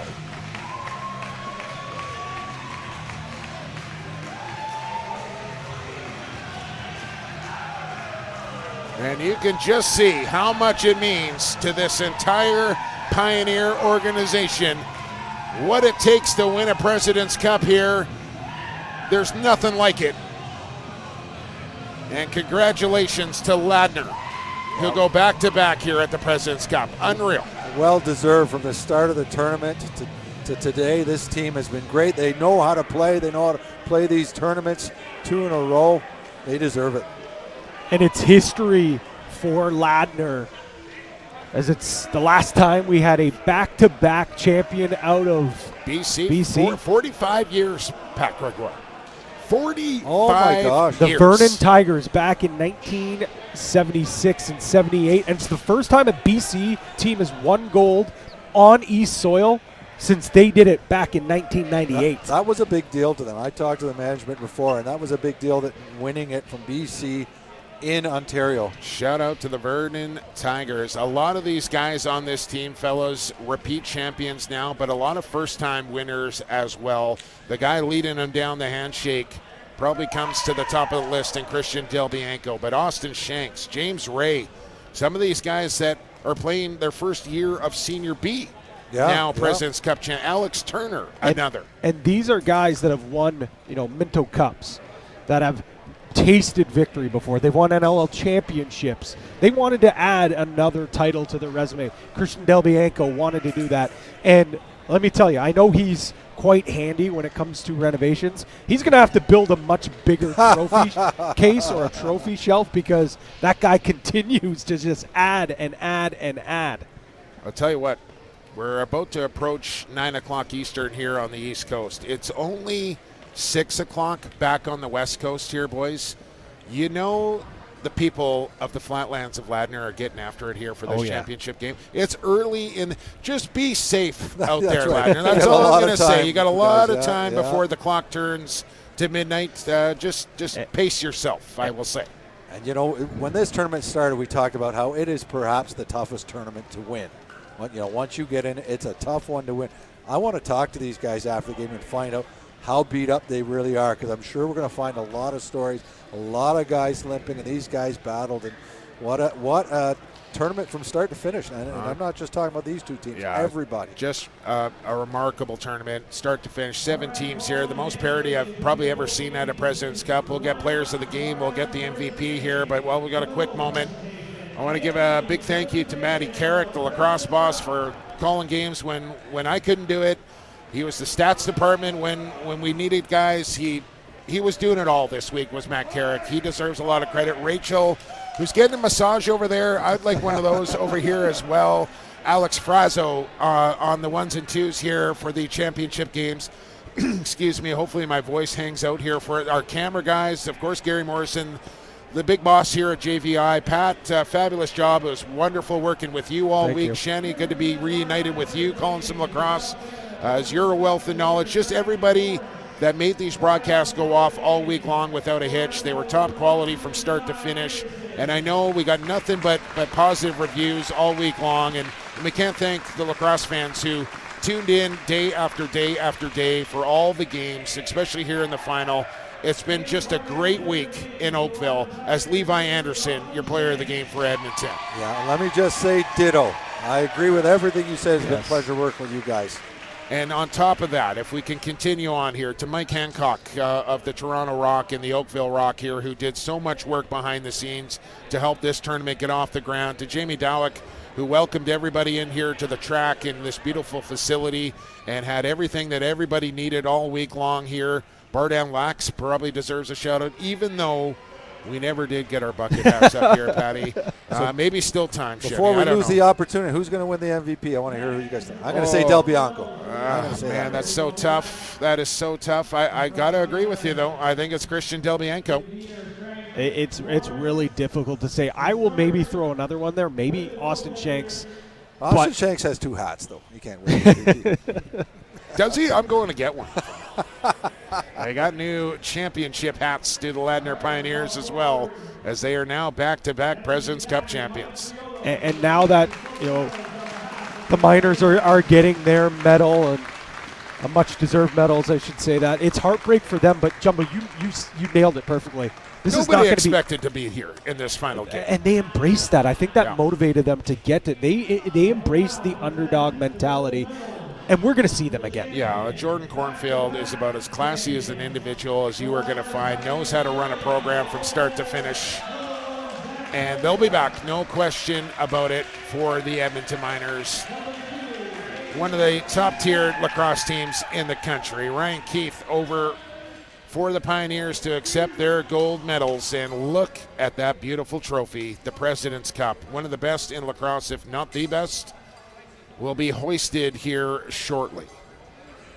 Did I miss anybody for thank yous? I think I got the referees in there all week long. I mean, we got Hammer in there, and a tournament like this takes so many people, all the volunteers and the guys working around the track here. Man, it takes so many people to make a tournament like this go, and this one went off a hit, flawless from our here all week perspective, long. it was without a hitch. This was smooth. I mean, maybe a little too much pizza, but that is literally my only complaint.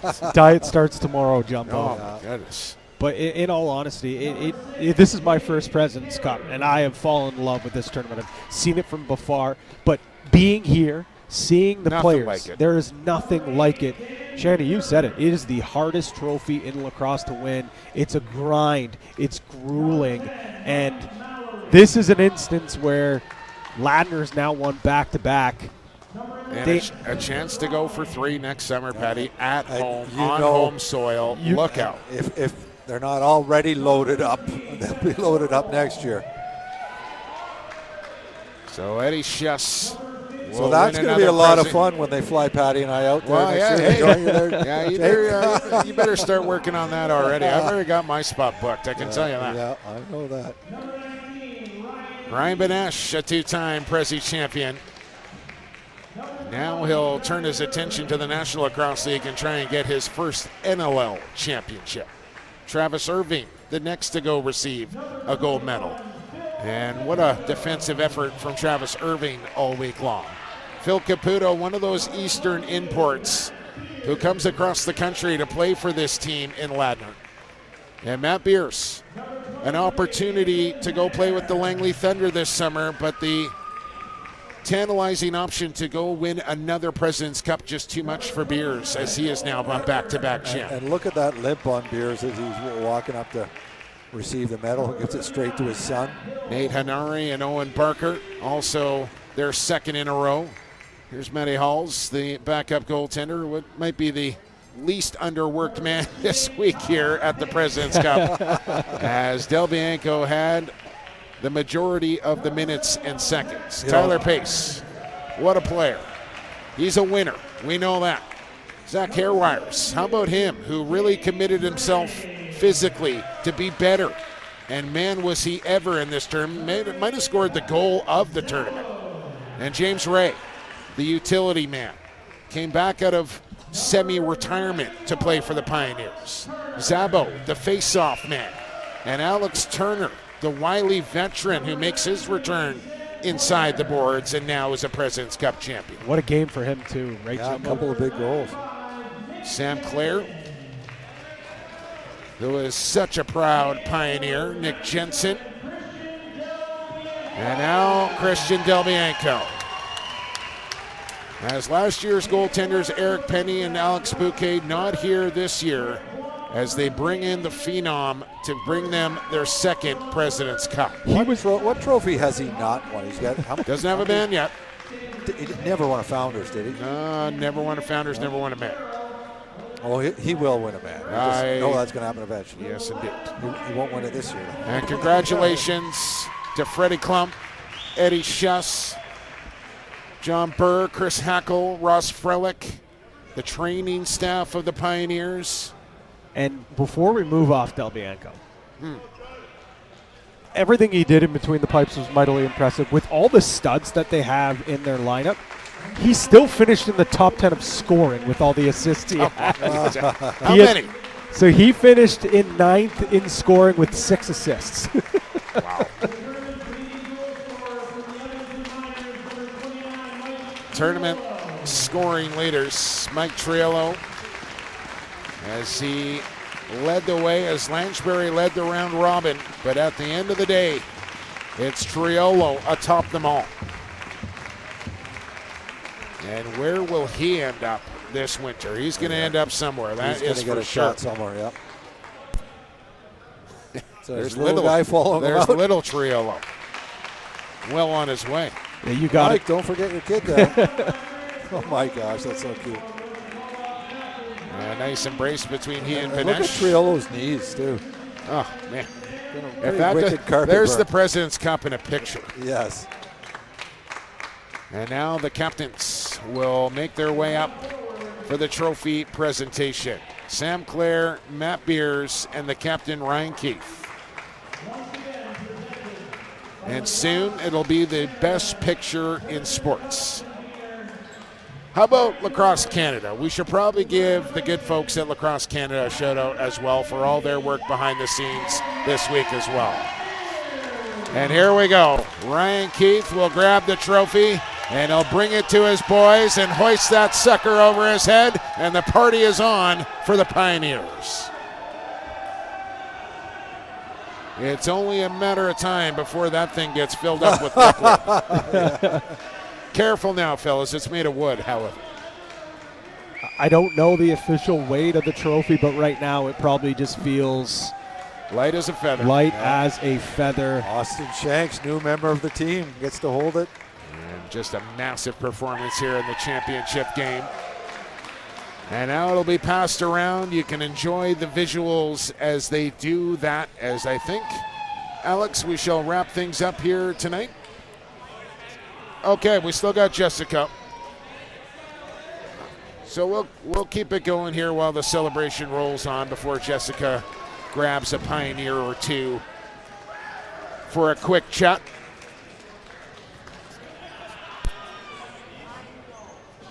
And Patty, I don't know about you, Shani, you've experienced championship jubilation and hoisting big trophies.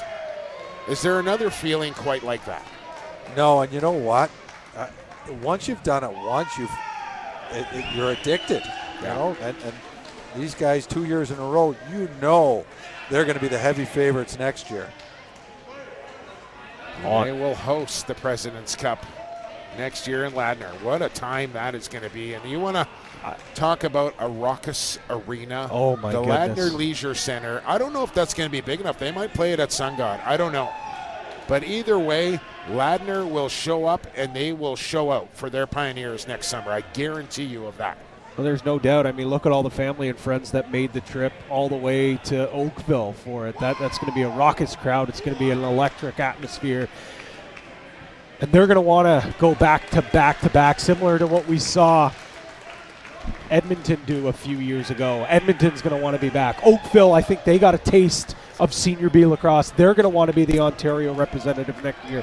I know we're still so far away, Jumbo, but I already can't wait for the President's Cup next year. I got a spare room for you, pal. Perfect. I got a spare room for you if you need it, pal. I've slept in worse conditions on a floor or a couch. That's fine by me. I got a story for you after this game, buddy. I can't share it with you. Speaking of sleeping in odd places.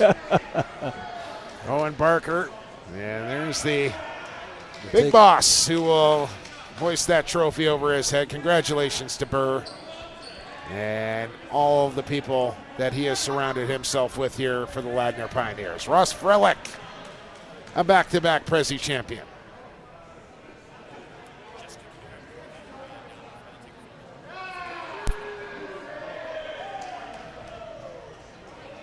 So the best picture in sports about to come your way as the Pioneers will gather around.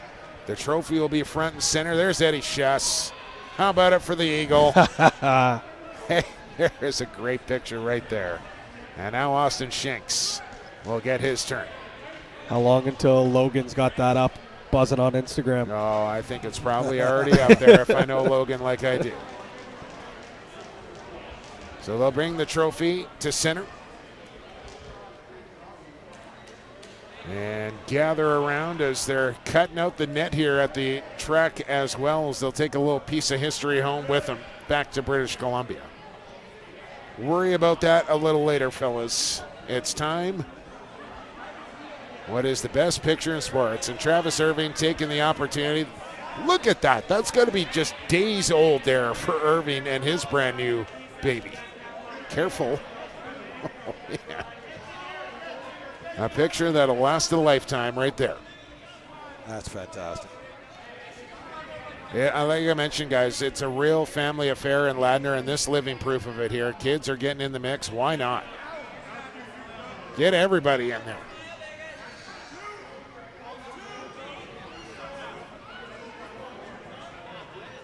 How good is this? So what it's all about. Little Parker Benesh in front and center. You can't help but smile. You just can't. So Jessica will let the photo op take place. Look at Benny's already got a pint in his hand. Shocking. What were the odds on that for It him is to a be the Bud first Light. one? It is a Bud Light. I'll give him that. Probably a bad night to be a Bud Light tonight. Yes, indeed. All right, Jessica making her way in there. She's trying to search out Austin Shanks. I believe it was the star of this championship game. And he's not quite done celebrating quite yet.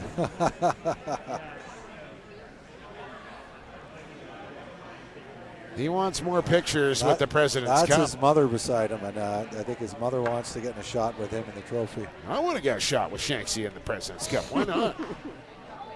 Beers and his family. As his wife, Jamie, and young 2 kids, so prominent in his life and his career. He'll be the first to tell you that, as Irving will put his baby right in the cup.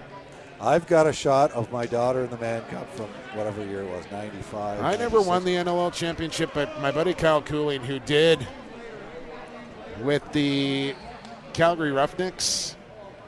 He was the Calgary Roughnecks. Buffalo Bandits, maybe. Oh, yeah.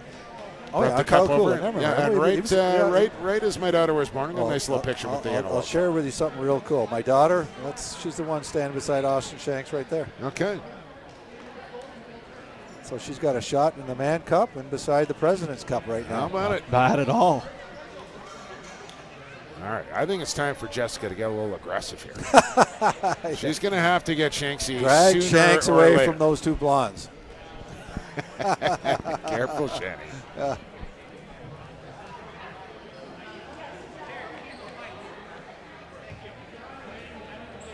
A Minto Cup champion is Austin Shanks, and now a President's Cup champion as well.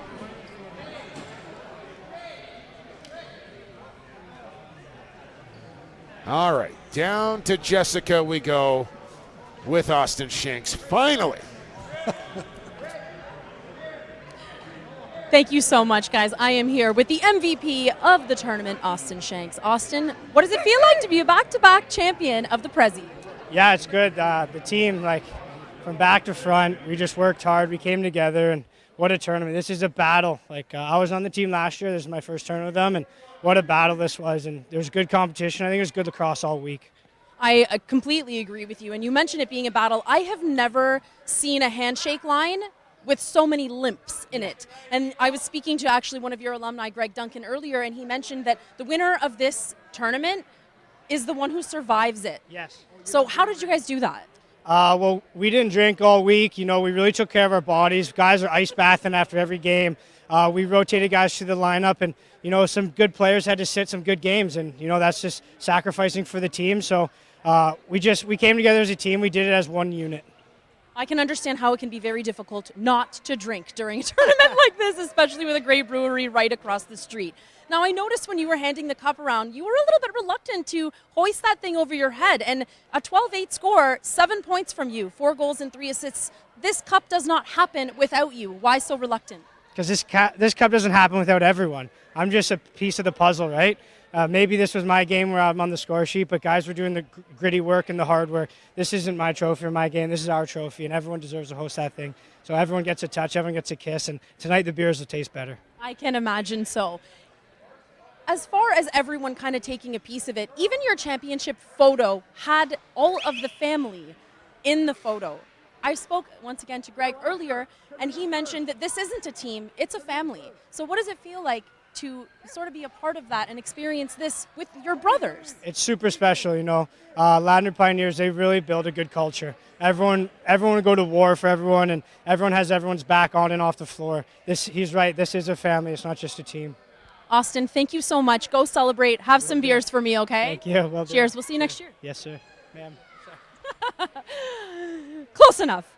That was Austin Shanks, our MVP of the Prezi. They are back-to-back champions, the Ladner Pioneers. I will send it back up to Pat, Brian, and Jack to wrap things up for us.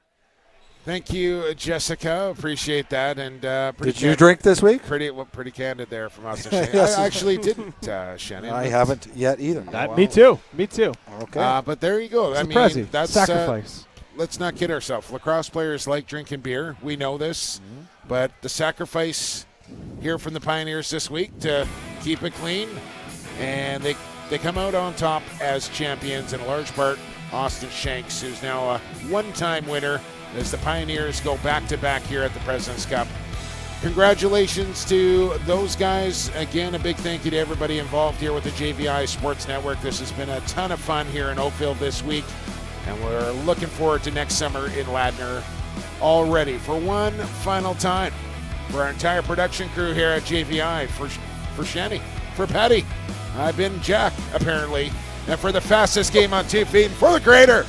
Have a good night, everybody.